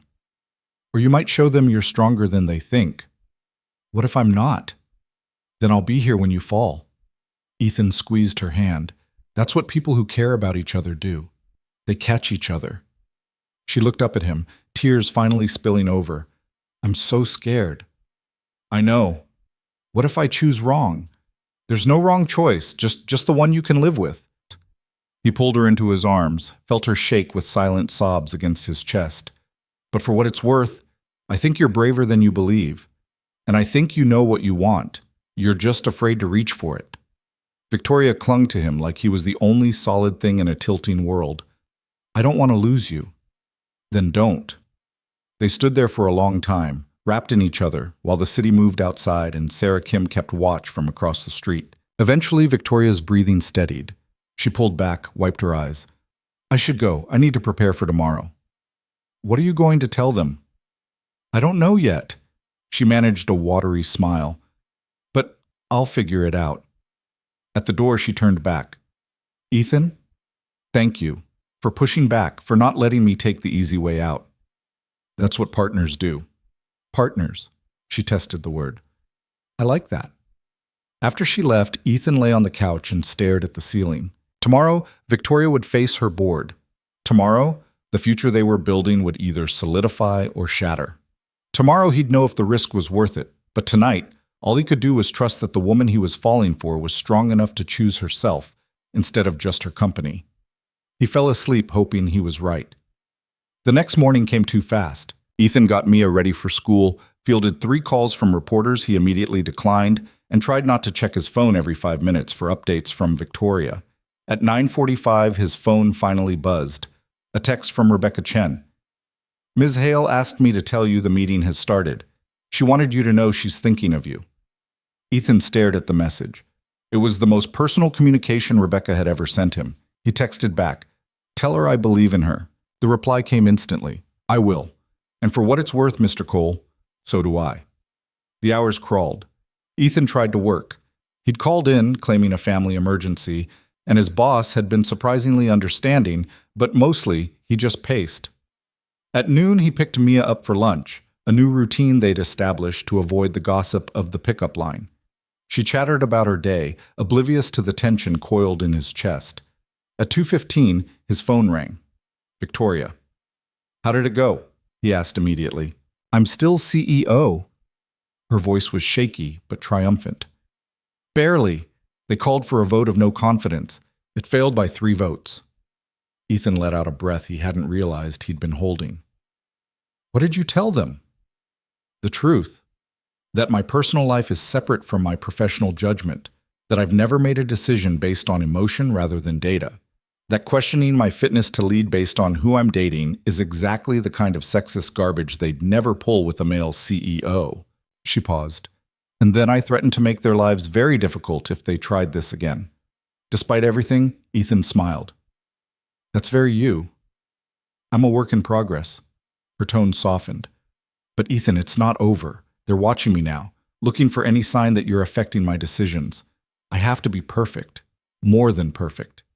You don't have to be perfect. You just have to be you. That's what scares me most. She was quiet for a moment. Can I see you tonight? I need to see you. Always. I'll bring dinner. Real dinner, not pizza. Victoria, pizza is real dinner. You know what I mean. He could hear the smile in her voice. I'll see you at 7. She kept her promise. At 7 sharp, Victoria arrived with bags from a restaurant Ethan had only heard of in passing, the kind of place that required reservations months in advance. She'd changed from her power suit into soft clothes, her hair loose, her expression exhausted but lighter than it had been in days. Mia tackled her before she made it fully through the door. Victoria, you brought fancy food. I brought good food, Victoria corrected, laughing as she caught her balance. There's a difference. They ate at the small kitchen table, Ethan and Victoria's knees touching underneath, Mia telling elaborate stories about school that may or may not have been entirely true. It felt normal. Real. Like maybe this could actually work. After Mia went to bed, Victoria and Ethan sat on the couch, now cleared of glass, the boarded window a reminder of what they were up against. I talked to my father today, Victoria said suddenly. Ethan turned to her in surprise. I thought he was dead. He is, but I went to his grave after the meeting. I do that sometimes when I need to think. She leaned her head on Ethan's shoulder. I told him about you, about how scared I am, about how I don't know if I can do this. What do you think he would have said? Victoria smiled sadly. Probably that I'm overthinking it. He was always better at the human stuff than me. My mother, too, before she died. She paused. They had a real marriage, real love. They made it work even though running the company was all-consuming. I used to wonder how they did it. Maybe they just decided it was worth the work. Maybe. Victoria sat up, looked at him. I want this to be worth the work, Ethan. I want us to make it, but I need you to understand what you're signing up for. The scrutiny won't stop. The pressure won't ease. There will always be people waiting for me to fail, and you'll be caught in that crossfire. I know. Do you? Really? She took his hands. Because I need to know you're all in, not just for now, but for whatever comes. I can't keep doing this halfway, wondering if you're going to realize it's too much and walk away. Ethan thought about the brick through his window, about the reporters calling at all hours, about the looks he got now when he picked up Mia from school, about the very real possibility that loving Victoria Hale would make his already difficult life exponentially harder. Then he thought about her laugh when Mia said something ridiculous, about the way she looked at him like he was something precious, about the feeling of being seen and valued for exactly who he was. I'm all in, he said, for better or worse, for billionaire board meetings and broken windows and whatever else comes. Victoria's eyes shone. You're sure? I've never been more sure of anything. She kissed him then, deep and searching, like she was trying to memorize the moment. When they broke apart, both breathing hard, she rested her forehead against his. I'm falling in love with you, she whispered, and it terrifies me. Ethan's heart stuttered. Yeah? Yeah. Good. He kissed her again, softer this time. Because I'm already there. They stayed like that for a long time, wrapped in each other, the boarded window a battle scar, and the quiet apartment a sanctuary. Outside, the world kept spinning with its judgments and expectations and cruelty. But inside, for these stolen hours, they were just two people choosing each other, despite everything telling them not to. It wasn't perfect. It wasn't easy. But it was real. And for now, that was enough. 3 weeks passed in a strange new rhythm. Victoria came to the apartment 4 nights a week, always after Mia's bedtime, always leaving before dawn. They existed in stolen hours and whispered conversations, building something fragile in the spaces between her corporate empire and his working-class reality. The media attention didn't fade like Ethan had hoped. If anything, it intensified. Photographers camped outside his building. A tabloid offered him 6 figures for an exclusive interview. Someone created a social media account dedicated to proving he was a con artist, complete with fabricated evidence and doctored screenshots. Ethan ignored it all, or tried to, but ignoring it became harder when it started affecting Mia. "Tommy's mom says you're only nice to me because my dad is dating a rich lady," Mia announced one evening while Ethan made dinner. His hand stilled on the knife he was using to cut vegetables. "What?" "She told Tommy, and Tommy told me at recess." Mia's voice was matter-of-fact, but her eyes were uncertain. "Is that true?" Ethan set down the knife, crouched to her level. "No, baby, that's not true at all. People are being mean right now because they don't understand, but none of it has anything to do with you." "Then why do they keep saying stuff?" "Because sometimes people need someone to be mad at, and right now I'm easy to be mad at." He tucked a strand of hair behind her ear. "But you know what? Their words can't change what's real, and what's real is that you're amazing, and anyone who gets to know you is lucky." Mia considered this seriously. "Victoria thinks I'm amazing." "She does. And you think Victoria is amazing." "I do." "Then I don't care what Tommy's mom says." Mia wrapped her arms around his neck. "She's mean anyway." Ethan held her tight, fighting the anger rising in his chest. Adults could be cruel to each other. That was their choice. But dragging a 6-year-old into their gossip was a line he wouldn't tolerate. That night, after Mia was asleep, he called Victoria. "It's getting worse," he said without preamble. "Other parents are talking to their kids about us. Mia's hearing things at school." Victoria's sharp intake of breath was audible. "What kind of things?" He told her about Tommy's mother, about the growing isolation as other parents pulled their children away from Mia during pickup, about the principal's careful suggestion that maybe Ethan should consider homeschooling until things calmed down. "That's unacceptable." Victoria's voice had gone cold. "I can have my lawyers." "No lawyers." Ethan cut her off. "That makes it worse. These are just people being petty and scared and judgmental. Lawyers won't fix that." "Then what will?" "Time, and us proving them wrong by just living our lives." He paused. "But Victoria, I need to ask you something, and I need you to be honest." "Okay. Is this sustainable?" "Not us. I know we're worth fighting for, but this situation. Can we really build something lasting when every aspect of our relationship is dissected by strangers? When my daughter is paying the price for my choices?" Silence stretched between them. When Victoria finally spoke, her voice was small. "I don't know. I want to say yes. I want to believe love is enough. But I'm watching you suffer, and Mia suffer, and I'm starting to wonder if I'm being selfish. If maybe you'd both be better off without me." "Don't." Ethan's voice was sharp. "Don't start thinking like that. We're in this together, remember?" "But what if together isn't enough?" Before Ethan could answer, his doorbell rang. At 11 at night, his stomach dropped. "Hold on," he told Victoria. "Someone's here." Through the peephole, he saw Sarah Kim, his security detail. She looked grim. He opened the door. "What's wrong?" "You need to see this." Sarah handed him her phone. On the screen was a news article, just posted. The headline made his blood run cold. Exclusive. Ethan Cole's dark past, drug charges and child custody battle revealed. What the hell? Ethan scrolled through the article. It was full of lies, fabricated arrests, invented custody disputes with Sarah's family, suggestions that he was an unfit father. Enough truth mixed with fiction to make it seem credible. "It's already spreading," Sarah said quietly. "Picked up by 3 major outlets in the last 20 minutes. Ethan stared at the words, feeling his world tilt. This is all made up. "I know, Ms. Hale knows, but the internet doesn't care about truth." "Ethan?" Victoria's voice came through the phone, tinny and concerned. "What's happening?" He put her on speaker. "Someone just published a hit piece on me, completely fabricated, drug charges I never had. A custody battle that never happened. They're trying to destroy me. Send me the link. Victoria's voice had gone deadly calm. Right now. Sarah texted it to her. 30 seconds of silence, then Victoria spoke again. This came from someone with access to sealed court records, or someone who's very good at making forgeries look real. Can you trace it? I can try. But Ethan, this is bad. This is coordinated. Someone wants you gone badly enough to commit fraud. Who would do this? But even as he asked, Ethan knew.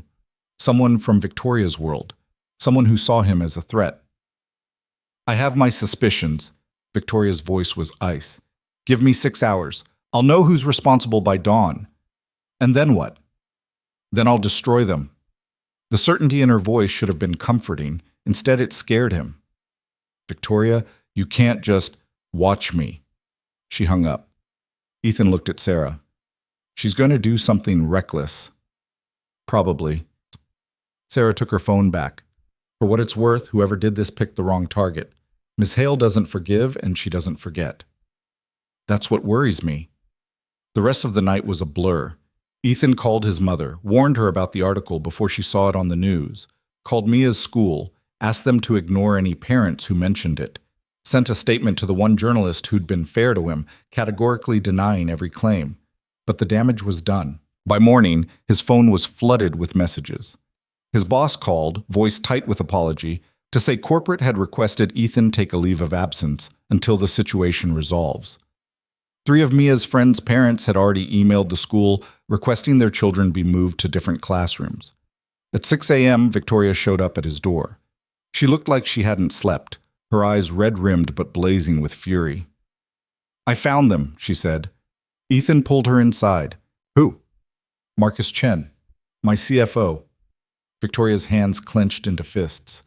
He hired a private investigator to dig into your past. When they found nothing, he had them manufacture something. The fabricated arrest records, the fake custody documents, all his doing. Why would your CFO care about who you're dating? Because he's been positioning himself to take over the company. He's been building alliances with board members, quietly undermining my decisions, waiting for me to slip up. Victoria's voice shook with rage. And I gave him the perfect ammunition by dating you. He thought if he could prove you were a liability, the board would force me out and elevate him. Can you prove it? I have the investigator's invoice, emails between Marcus and 2 board members discussing handling the Ethan Cole problem, enough to bury him legally and professionally. She met Ethan's eyes. I'm firing him today, and I'm suing him for defamation on your behalf. Victoria, wait. No. Her voice was steel. He went after you to get to me. He manufactured lies that could destroy your reputation and affect Mia's life. I will not let that stand. Ethan grabbed her hands. If you fire him, it proves his point, that I'm affecting your judgment, that you're making decisions based on emotion instead of logic. I don't care. Yes, you do. He squeezed her hands. You care about that company, about your father's legacy, about the thousands of people who depend on you making smart choices. And what about you? What about Mia? Do I just let him get away with this? No, but you handle it smart, not angry. Ethan pulled her closer. You're brilliant, Victoria. You didn't get where you are by making rash decisions. Don't start now. She sagged against him, the fight draining out of her. I want to hurt him. I want to make him pay for what he's done to you. I know, but that's not who you are. Maybe it should be. Victoria pulled back, wiped her eyes. Maybe I've been too controlled, too worried about perception. Maybe it's time to show people what happens when they come after the people I love. The word hung between them. Love. She'd said it again in anger this time, but it still counted. Handle him professionally, Ethan said quietly. Gather your evidence, present it to the board. Let them see he's the liability, not me. That's how you win. Victoria studied his face. When did you get so wise? I've had practice dealing with difficult situations without resources or power. You learn to think strategically when you're just trying to survive. She kissed him then, hard and desperate, like she was trying to pour all her frustration and fear into the connection. When they broke apart, both breathing hard, she rested her forehead against his. I'm calling an emergency board meeting for this afternoon. I'll present everything I found. Marcus will be terminated, and those board members who conspired with him will be asked to resign. And if they don't, then I'll make their lives professionally uncomfortable until they do. A ghost of her usual confidence returned. I might not be able to destroy him the way I want to, but I can absolutely make him regret crossing me. That's my girl. Victoria smiled, tired but genuine. I should go. I need to prepare, but Ethan, thank you for talking me down, for being the rational one when I'm ready to burn everything down. Partners, remember? We balance each other out. After she left, Ethan sat in the quiet apartment and tried to process everything. His job was on hold, his reputation was in tatters, his daughter was being ostracized at school, and the man he was falling in love with, because yes, he could admit it now, was a woman whose CFO had just tried to destroy him to gain corporate power. This was insane, unsustainable, a relationship built on fault lines that were actively cracking. And yet, when Victoria had stood in his doorway ready to go to war for him, Ethan had never felt more certain that she was worth fighting for. His phone buzzed. A text from an unknown number. Mr. Cole, this is Amanda Torres from the New York Times. I've been investigating the recent allegations against you, and I believe they're fabricated. I'd like to publish a piece clearing your name. Would you be willing to speak with me? Ethan stared at the message. A real journalist. One offering to help. He texted back, "Why would you do that?" The response came quickly. Because I don't like seeing innocent people destroyed by corporate warfare. And because Victoria Hale deserves better than what Marcus Chen is trying to do to her company. How do you know about Chen? I'm a good reporter, and I have sources who care about the truth. Will you talk to me? Ethan thought about Victoria's warnings about the media, about how one wrong word could make everything worse. But he also thought about Mia and the lies being spread, and the parents who were teaching their children to judge without knowing. I'll talk to you, but I need Ms. Hale's approval first. Fair enough. I'll wait. Ethan called Victoria immediately. A Times reporter just contacted me, says she wants to clear my name and expose Chen. Amanda Torres? Victoria's voice was thoughtful. She's legitimate, tough but fair. I've dealt with her before. Should I talk to her? That's your choice. But Ethan, be careful. Once you go on record, there's no taking it back. I know. He paused. But I'm tired of hiding, tired of letting other people control the narrative. If I'm going to be part of your world, I need to stop being passive about it. You're sure? No, but I'm doing it anyway. Victoria laughed softly. That's very you. Okay, talk to Amanda. Tell her the truth. I'll have my team send her the evidence we found on Chen. We'll bury him with facts. Victoria? Be careful at that board meeting. Always. I love you, Ethan. The words still felt new, fragile, but they were real. I love you too. The interview with Amanda Torres happened that afternoon in a coffee shop 3 blocks from Ethan's apartment. She was younger than he expected, maybe 30, with sharp eyes and a recorder she set between them after asking permission. Tell me about yourself, she started. Not the tabloid version, the real version. So Ethan did. He told her about Sarah leaving when Mia was 3. About working 2 jobs for a year until he nearly broke, about the warehouse and the struggle and the small moments of joy that made it all worthwhile, about meeting Victoria and realizing that connection could exist across impossible divides. Amanda listened without interrupting, taking occasional notes. When he finished, she said, "And the allegations, the drug charges, the custody battle? Completely fabricated. I've never been arrested. Sarah's family isn't involved in Mia's life by their own choice, not because of any legal action. It's all lies." I know.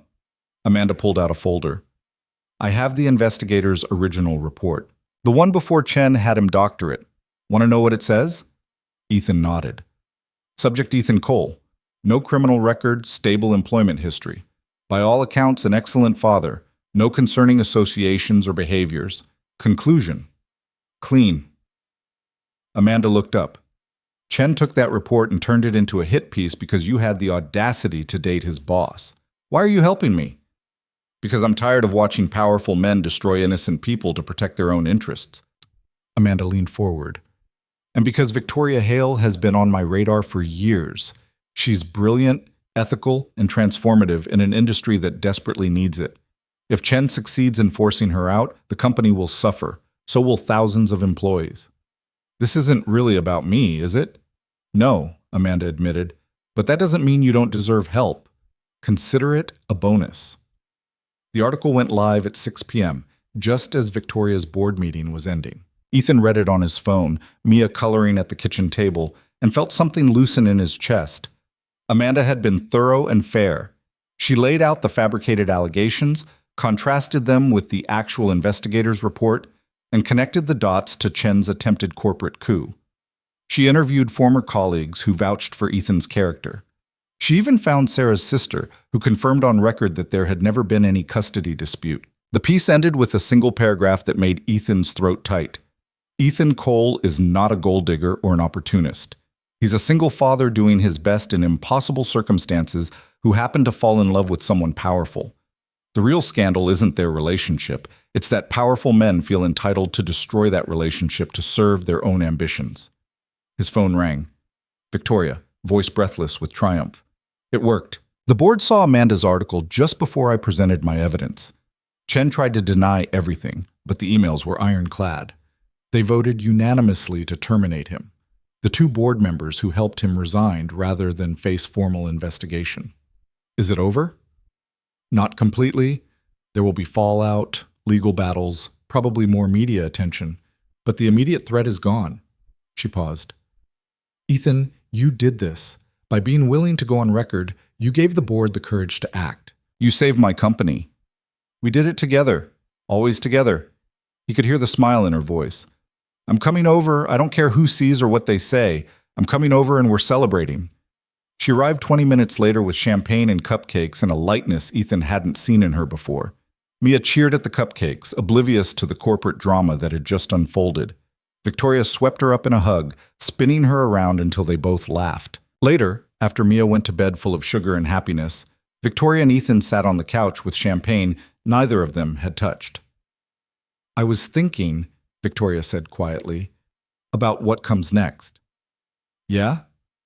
This apartment is too small. The building isn't secure. And Mia deserves better than a broken window and gossip at school. Ethan tensed. Victoria, I'm not asking you to move in with me. That's too fast and it would be too much pressure. She took his hand. But I own properties, investment holdings. One of them is a townhouse about 20 minutes from here. 3 bedrooms, small yard, quiet neighborhood. It's been sitting empty for 2 years. I can't afford. I'm not asking you to pay market rent. I'm offering you below market rent, the same you're paying now, maybe less. She met his eyes. I know your pride. I'm not trying to buy you or rescue you. I'm trying to give Mia a safe place to grow up. And maybe, selfishly, I'm trying to give us a space that isn't tainted by bricks through windows and photographers in the parking lot. Ethan wanted to say no. Wanted to insist he could handle his own housing, his own security, his own life. But he thought about Mia asking why Tommy's mom was mean, about the boarded window he still hadn't been able to afford to replace properly, about the cramped space that got smaller every day. Can I see it first? Victoria's face lit up. Tomorrow? I'll take the morning off. We can bring Mia. Okay. But Victoria, if we do this, it has to be a real lease. Market rate. I'm not taking charity. How about this? You pay what you're paying now, which is market rate for where you currently live. As your circumstances improve, we renegotiate. Fair? It was more than fair. It was generous and thoughtful and exactly what they needed. Fair, Ethan agreed. They clinked champagne glasses, finally taking a sip. The bubbles were sharp and celebratory, and for the first time in weeks, Ethan let himself feel something other than defensive or afraid. He felt hopeful. The townhouse was perfect, not ostentatious or overly large, just comfortable and safe.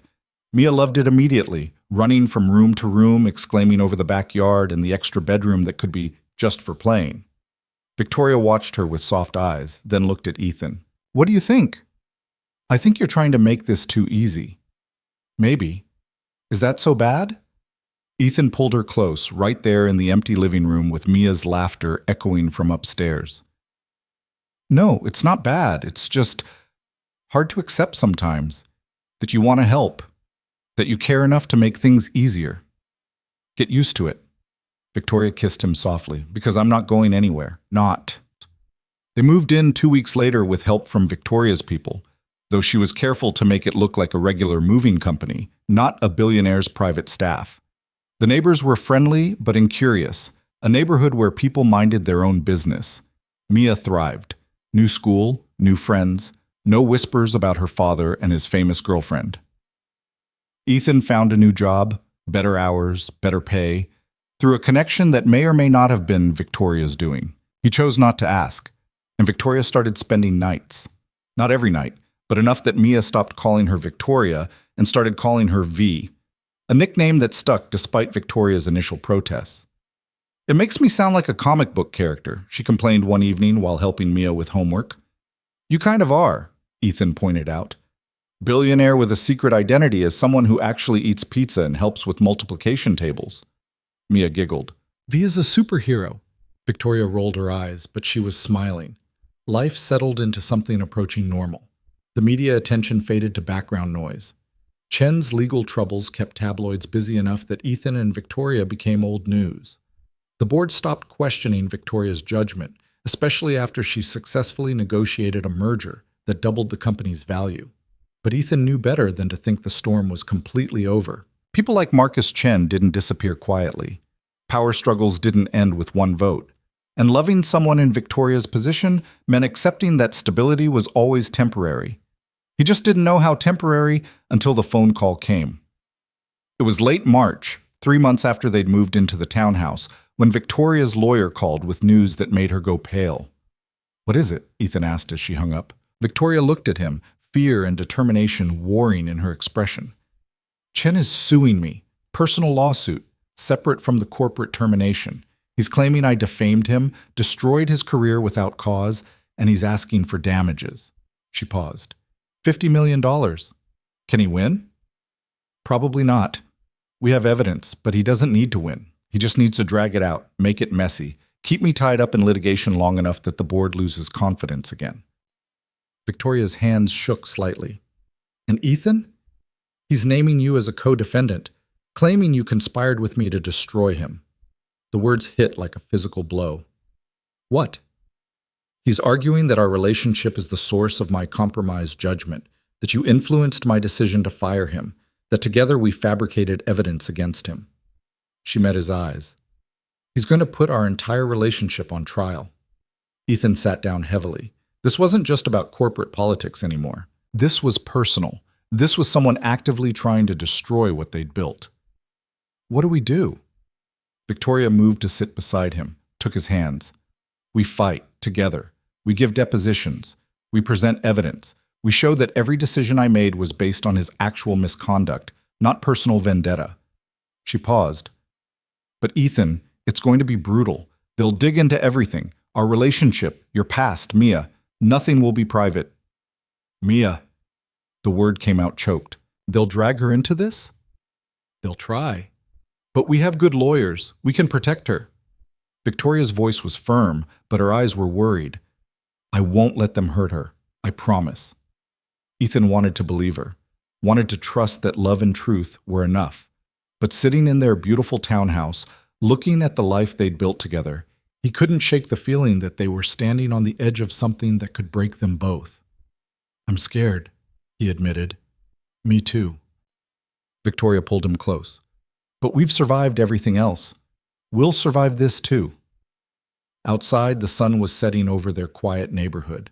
Inside, upstairs, Mia was singing to herself, safe and happy, and unaware that the foundation of their new life was being challenged once again. Ethan held Victoria tight and hoped she was right. That love really was enough, that they really could survive what came next. But deep down, in the part of him that had learned early that life wasn't fair and good things didn't last, he wondered if Marcus Chen's lawsuit was the beginning of the end they'd been running from all along. The deposition happened on a gray Tuesday in April, in a conference room that smelled like old coffee and desperation. Ethan sat across from Marcus Chen's lawyers, three of them, all expensive suits and shark smiles, while Victoria's attorney, a woman named Patricia Wolfe, sat beside him with a legal pad and an expression that revealed nothing. Marcus Chen himself sat at the far end of the table, looking smug and relaxed in a way that made Ethan's skin crawl. This was the man who'd tried to destroy his life, who'd fabricated evidence and spread lies about him being an unfit father, who was now claiming that Ethan had somehow manipulated Victoria into ruining his career. "Mr. Cole," the lead attorney began, his voice slick and practiced. "How long have you been in a romantic relationship with Victoria Hale?" "About 5 months." "And during those 5 months, how many times have you discussed Hale Industries business with Ms. Hale?" Patricia touched Ethan's arm lightly, a warning. They'd prepared for this. "We've talked about her work," Ethan said carefully, "the way any couple talks about their jobs, but I've never been involved in business decisions." "Never?" The lawyer raised an eyebrow. "Not even when she fired my client?" "I didn't know she was planning to fire him until after it happened." "But you knew about the allegations against him, the supposed evidence of his misconduct." "I knew he'd fabricated lies about me. Victoria told me she'd found proof of that. And you didn't encourage her to terminate him." Ethan met the lawyer's eyes. "I told her to handle it professionally, to present evidence to the board and let them decide, which is exactly what she did." The lawyer smiled like Ethan had just walked into a trap. "So you did discuss how she should handle the situation." "I discussed how I wanted her to handle it without compromising herself or her company." "That's not the same as making her business decisions." "Isn't it?" The lawyer leaned forward.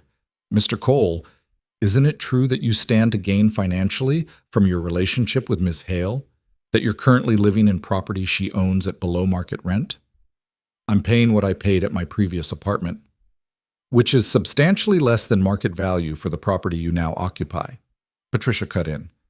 "Mr. Cole's housing arrangement is irrelevant to whether Ms. Hale's termination of Mr. Chen was justified." "It speaks to motive," the lawyer countered. "Mr. Cole benefits from maintaining his relationship with Ms. Hale. Removing someone who threatened that relationship served his interests." "It also served justice," Ethan said, anger creeping into his voice.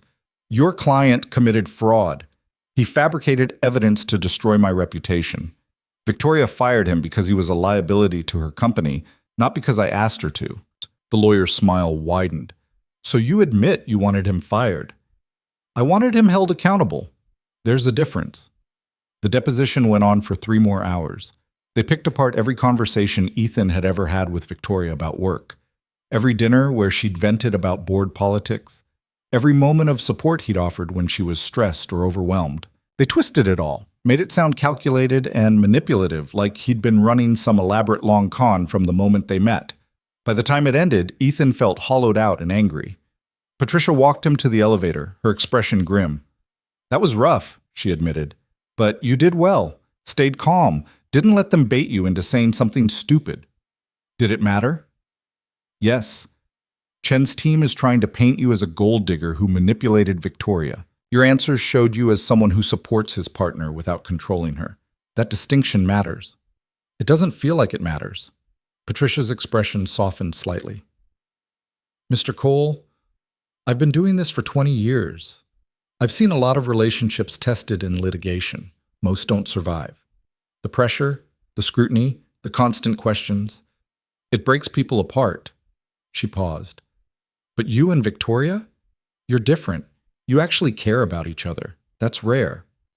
"Rare doesn't mean we'll win." "No, but it means you're fighting for something real. That counts for something." Ethan went home to find Victoria already there, cooking dinner with Mia. The sight of them together, Victoria's hair pulled back in a messy ponytail, Mia standing on a stool to help stir something on the stove, made his chest tight. "Daddy!" Mia waved the wooden spoon, splattering tomato sauce. "We're making spaghetti." "I can see that." He kissed the top of her head, then met Victoria's eyes. She looked worried but was clearly trying to hide it from Mia. "How did it go?" she asked quietly. "Later," Ethan mouthed. They made it through dinner with forced cheerfulness, Mia chattering about school and her new friend Emma and the science project on butterflies she was excited about. After she went to bed, Ethan and Victoria sat in the backyard with wine neither of them really wanted. "They're going to make this as ugly as possible," Ethan said. "Every conversation we've ever had about your work, every moment I've supported you, they're twisting it into evidence that I'm manipulating you." "I know." Victoria's voice was tight. "My deposition is next week. They'll do the same to me. Try to make it seem like I'm emotionally compromised, that I can't separate personal feelings from business judgment. Can you?" She turned to look at him, hurt flashing across her face. "What? I'm serious. Can you? Because, Victoria, I need to know if loving me has actually compromised you. If maybe Chen and his lawyers have a point." "They don't have a point. They have an agenda." "That's not what I asked." Victoria set down her wine glass, her hands trembling slightly. "You want to know if loving you makes me weak, if caring about you clouds my judgment." "Yes." She was quiet for a long moment. When she spoke, her voice was raw. "Loving you doesn't make me weak. It makes me human, and maybe in the corporate world those are the same thing. Maybe admitting I care about someone, that I prioritize their well-being alongside profit margins and quarterly earnings, maybe that does make me less effective by their standards." She met his eyes. "But I don't want to live by their standards anymore. I'm tired of being the ice queen who never feels anything. I'd rather be human and flawed than perfect and alone." Ethan pulled her close, felt her shake against him. "I'm sorry. I shouldn't have asked that." "No, you should have. We need to be able to ask each other hard questions." She pulled back to look at him. "Ethan, what if we lose?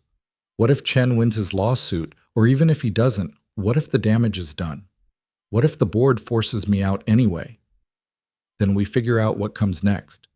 Just like that?" "Just like that." He took her hands. "Victoria, I fell in love with you. Not your company, not your money, not your position. You. The woman who eats pizza with my daughter and admits when she's scared and fights for what she believes in. If you lose Hale Industries tomorrow, that doesn't change." Tears slipped down her cheeks. "I don't know who I am without it." "Then maybe it's time to find out." The words hung between them, terrifying and liberating in equal measure. Victoria's deposition was worse than Ethan's.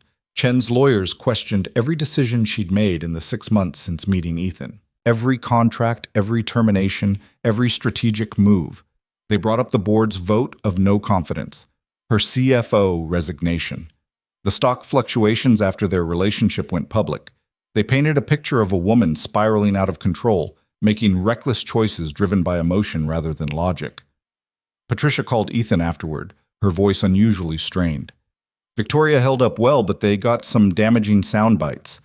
Her admitting that loving you changed her perspective, that she's questioning whether corporate success is worth the personal cost. Out of context, it sounds like she's having a breakdown. Is she? No, she's having a breakthrough. But in a courtroom, those look the same. The media, predictably, had a field day. Leaked excerpts from both depositions made headlines. Victoria Hale questions her own judgment. Ethan Cole admits discussing Hale Industries' business. Romance or corporate sabotage? The Hale-Cole lawsuit deepens. As Ethan stopped reading after the first 3 articles. It didn't matter what they said. The narrative was set. But something unexpected happened. The public started pushing back. It started with Amanda Torres, the Times reporter who'd first cleared Ethan's name. She wrote a scathing piece about how the lawsuit was weaponizing a woman's capacity for love against her professional competence. Other journalists picked it up. Business columnists questioned why a male CEO's relationship wouldn't face the same scrutiny. Social media exploded with people sharing their own stories of being judged for mixing personal and professional lives. Within a week, the narrative had shifted. Chen wasn't the wronged executive anymore. He was the bitter ex-employee using misogyny and classism to attack his former boss. Ethan watched it unfold with cautious hope. Maybe the tide was turning. Maybe truth actually mattered. Then Chen's team made their fatal mistake. They subpoenaed Mia. The notice came on a Friday afternoon. Chen's lawyers wanted to depose Mia Cole, age 6, to testify about her father's relationship with Victoria Hale and any conversation she'd overheard. Ethan read the subpoena 3 times before he could process what he was seeing. They wanted to put his daughter on the stand. To question her about adult matters she couldn't possibly understand, to use her innocence as a weapon. The rage that filled him was white-hot and all-consuming. He called Patricia immediately. "They can't do this. She's 6 years old. I know, and we're going to fight it. No judge in their right mind would allow a child that young to be deposed in a civil suit." Patricia's voice was furious. "This is a pressure tactic. They're trying to scare you into settling. It's working. Don't let it. This move was desperation, and it's going to backfire spectacularly." Patricia was right. The subpoena leaked. Whether by accident or design, Ethan never found out, and the public reaction was immediate and brutal. Legal experts called it unconscionable. Parent advocacy groups rallied against Chen. Even conservative business outlets condemned the tactic as going too far. The judge threw out the subpoena within 48 hours, issuing a sharp rebuke to Chen's legal team about appropriate litigation conduct. But the damage to Chen's case was done. He'd revealed himself as someone willing to use a child as leverage. Whatever sympathy he'd had evaporated overnight. 2 weeks later, Chen's lawyers reached out about a settlement. "They want to drop the lawsuit," Patricia told Victoria and Ethan in her office. "No admission of wrongdoing on either side. All parties walk away." "No," Victoria's voice was firm. "I want him to admit he fabricated evidence against Ethan. I want it on record." "That's not going to happen. His lawyers won't allow it." "Then we go to trial." Patricia looked at Ethan. "What do you think?" Ethan thought about the last 6 months. The depositions, the headlines, the constant scrutiny, the fear in Mia's eyes when she'd asked why the lawyers wanted to talk to her. The toll it had taken on all of them. "I think we've already won," he said quietly. "Everyone knows what Chen did. The court of public opinion has ruled. Dragging this out just gives him more opportunities to hurt us." "But he gets away with it," Victoria protested. "He tried to destroy you, to destroy us, and he just walks away?" "No, he walks away with his reputation ruined and his career over. No company will touch him after this. That's not getting away with it. That's consequences." Victoria looked at him, conflict clear on her face. She wanted justice. Wanted Chen to pay. But she also knew Ethan was right. "Okay," she said finally, "we settle. But I want one condition." "What?" Patricia asked. "He has to issue a public apology. Not for the lawsuit, but for trying to involve Mia, for crossing that line. Non-negotiable." Patricia made the call. Chen's lawyers tried to refuse. But when Patricia pointed out that public sentiment was entirely against Chen on that point, and that a jury would crucify him for it, they relented. The apology came in the form of a brief statement. "I regret any distress my legal team's actions may have caused to Mia Cole. That was never my intention, and I apologize unreservedly." It was bare minimum, begrudging, and insincere. But it was public, and it was permanent. The lawsuit was formally dismissed 3 weeks later. The news cycle moved on. Life, slowly and imperfectly, began to resemble normal again. But something had shifted between Ethan and Victoria. The lawsuit had stripped away their last illusions about easy answers. They'd both seen the cost of their relationship in stark relief. They'd both had to choose, again and again, whether it was worth it. One evening in June, 6 months after the lawsuit had started, Victoria came home to the townhouse and found Ethan in the backyard, watching Mia chase fireflies in the dusk. "Can we talk?" she asked. Something in her tone made Ethan's stomach drop. "Yeah, let me get Mia inside." After settling Mia with a movie, they sat on the back porch in the gathering darkness. "I've been thinking," Victoria started, "about everything that's happened, about what we've been through." "Okay. The lawsuit is over, but the fundamental problem isn't. I'm still CEO of a major corporation. You're still someone the media and my enemies can use against me. That dynamic hasn't changed." Ethan felt his heart sink. "What are you saying?" "I'm saying I have a choice to make." Victoria took his hand. "I can keep doing what I've been doing, trying to balance being with you and running Hale Industries, constantly defending our relationship, always looking over my shoulder for the next attack. Or I can step down." The words hung in the night air, impossible and terrifying. "Victoria, no, you can't give up your company for me. That's insane." "Is it?" "Because, Ethan, I've spent the last few months having my judgment questioned, my capacity doubted, my every decision scrutinized. And you know what I realized?" She turned to face him. "They're not entirely wrong, not about me being compromised, but about me being changed. Loving you has changed me. Made me question things I used to take for granted. Made me wonder if there's more to life than quarterly earnings and market share. But the company is your father's legacy. No, the company is a company. My father's legacy is teaching me that success means nothing if you're alone. He and my mother made it work because they prioritized each other. I've been doing the opposite, prioritizing the company over everything else. She squeezed his hand. I don't want to do that anymore. What would you do if you stepped down? Victoria laughed, the sound both nervous and excited. I have no idea. That's terrifying and exhilarating in equal measure. Maybe I'd consult. Maybe I'd teach. Maybe I'd finally figure out who Victoria Hale is when she's not CEO of anything. And you'd be okay with that? I think I'd be better than okay. She moved closer. Ethan, you and Mia have given me something I didn't know I was missing. A life. An actual life with people I love and moments that matter. I don't want to lose that because I'm too afraid to let go of a title. Ethan pulled her into his arms, his mind racing. Don't decide tonight. Don't decide because of the lawsuit or the pressure. If you do this, it has to be because it's what you want, not because you think it's what I need. What if it's both? Then we talk about it. Seriously, we make a plan. We figure out what stepping down would actually look like. He pulled back to look at her. But Victoria, I need you to promise me something. What? That you won't resent me for this. That 10 years from now, you won't look back and wish you'd stayed CEO, because I couldn't live with being the reason you gave up something that important. You wouldn't be the reason. I would be. My choice. She kissed him softly. But you're right. I need to think about this more. Make sure it's what I really want. Over the next month, they talked.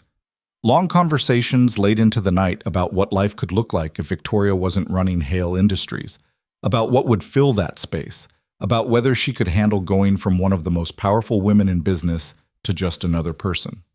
Victoria also talked to her board, floated the idea of transitioning to a chairman role, staying involved strategically, but handing day-to-day operations to someone else. They were surprisingly receptive. She'd been CEO for almost a decade. A planned transition was responsible, not weak. She talked to her father's old business partner, a man who'd known her since she was a child. He told her something that stuck. Your dad built that company so you could have choices. He'd be furious if you stayed out of obligation rather than passion. In August, Victoria made her decision. She would step down as CEO at the end of the year. She'd remain on the board as chairman, providing guidance and oversight, but freeing herself from the daily grind.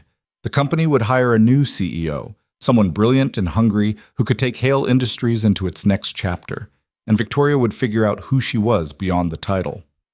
The announcement made headlines, of course. Speculation about her reasons ranged from burnout to being forced out to planning a political run. Victoria ignored all of it. She'd learned that lesson well. The narrative didn't matter. The truth did.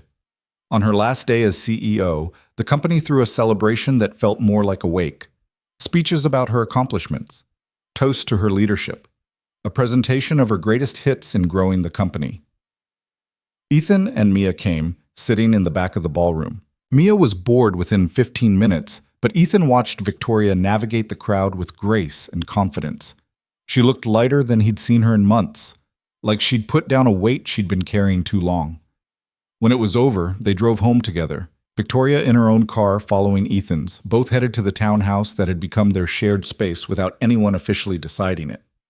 Inside, Mia immediately changed into pajamas and demanded a celebration of their own. So they ordered pizza and ate it on the living room floor while Mia taught Victoria some complicated game involving stuffed animals and elaborate rules that changed every 5 minutes. Later, after Mia was asleep, Ethan and Victoria sat in the backyard under the stars. How do you feel? Ethan asked. Victoria thought about it. Scared, relieved, excited, lost. She laughed. All of it at once. That sounds about right. Did I make a mistake? I don't know. Ask me in a year. She leaned her head on his shoulder. I've spent my entire adult life being CEO Victoria Hale. I don't know how to be just Victoria. Then we'll figure it out together. Ethan wrapped his arm around her. That's what we do. We figure things out. They sat in comfortable silence for a while. Then Victoria said, I want to marry you. Ethan's heart stopped. What? Not right now, not tomorrow, but eventually. I want to marry you and be Mia's stepmom and build an actual life that's not defined by corporate politics or public perception. She sat up to look at him. Is that something you'd want? Ethan searched her face, saw vulnerability and hope and determination. Yeah, that's something I'd want. Good. She kissed him. Then let's make it happen. 6 months later, on a cold February morning, Ethan and Victoria got married in a small ceremony at the courthouse. Mia was their only witness, wearing a dress she'd picked out herself and carrying a bouquet of daisies. No media, no fancy venue, no elaborate production.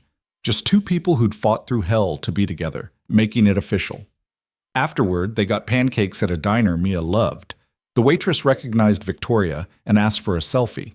Victoria said yes, smiling genuinely, no longer worried about controlling her image. Let the world see her happy. Let them know she'd chosen this life, this love, this perfectly imperfect reality. They spent the rest of the day at home, the three of them, doing nothing in particular. Mia played.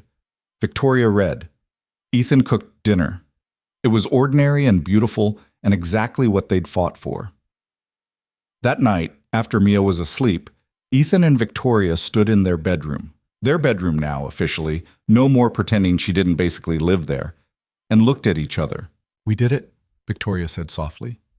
We actually made it. Did you doubt we would? Every single day. She smiled.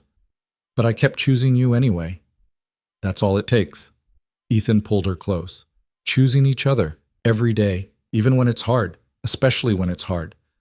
Victoria kissed him, and it felt like a promise, like a beginning rather than an ending. Because the truth was, their story wasn't a fairy tale. There was no perfect resolution, no magical fix that solved all their problems. Victoria still struggled with not working 80-hour weeks. Ethan still dealt with people who assumed he'd married for money. Mia still had moments where she asked hard questions about why her birth mom left, but Victoria stayed. But they faced it together. They built a life brick by brick, conversation by conversation, choice by choice. They learned that love wasn't about grand gestures or perfect moments. It was about showing up, being honest, choosing each other even when easier paths existed. A year after the wedding, Victoria started a nonprofit focused on helping single parents access better employment opportunities. She poured the same intensity she'd brought to corporate leadership into creating real change for people who'd been overlooked and undervalued. It gave her purpose beyond profit margins. Ethan went back to school part-time, finally finishing the degree he'd abandoned when Sarah got pregnant. It was hard juggling classes and parenting and being married to someone whose nonprofit kept growing, but it was the kind of hard that felt meaningful. Mia thrived, growing into a kid who asked questions and challenged assumptions and believed love could cross any divide because she'd watched it happen in her own home. They weren't perfect. They fought sometimes, made mistakes, struggled with balancing individual needs against family ones. But they were real, messy and complicated and beautifully, perfectly human. 5 years after that night in the rain when Victoria's driver had run a red light and changed everything, Ethan stood in their backyard watching Victoria teach Mia how to throw a baseball. They were both terrible at it, laughing as the ball went everywhere except where it was supposed to. His phone buzzed. A message from Amanda Torres, who'd become a friend over the years. Saw your wife's nonprofit just hit 50 cities. Tell her congrats from me. Ethan smiled and pocketed the phone. He'd tell Victoria later. Right now, he just wanted to watch his family be happy. Because that was the lesson they'd learned through all of it. Through the lawsuits and the scandals and the public scrutiny and the private doubts. Through stepping down from power and stepping up to love. Through choosing the hard path because it was honest. Success wasn't about titles or money or what the world thought of you. It was about finding people who saw you, really saw you, and choosing to see them back. It was about building something real in a world that preferred pretty lies. It was about being brave enough to be human in all your flawed, messy, complicated glory. Ethan walked over to his wife and daughter. Victoria caught his eye, smiled that smile she saved just for him, the real one, unguarded and warm. Mia grabbed his hand, pulling him into their terrible baseball game. And standing there in the fading light with the two people who mattered most, Ethan realized he'd never been richer, Not in money, but in the things that actually counted. He'd found home, not in a place, but in people who chose him back. And that, he thought, as Victoria's laughing attempt at a pitch went wide and Mia shrieked with joy, was worth every battle they'd fought to get here. Worth everything.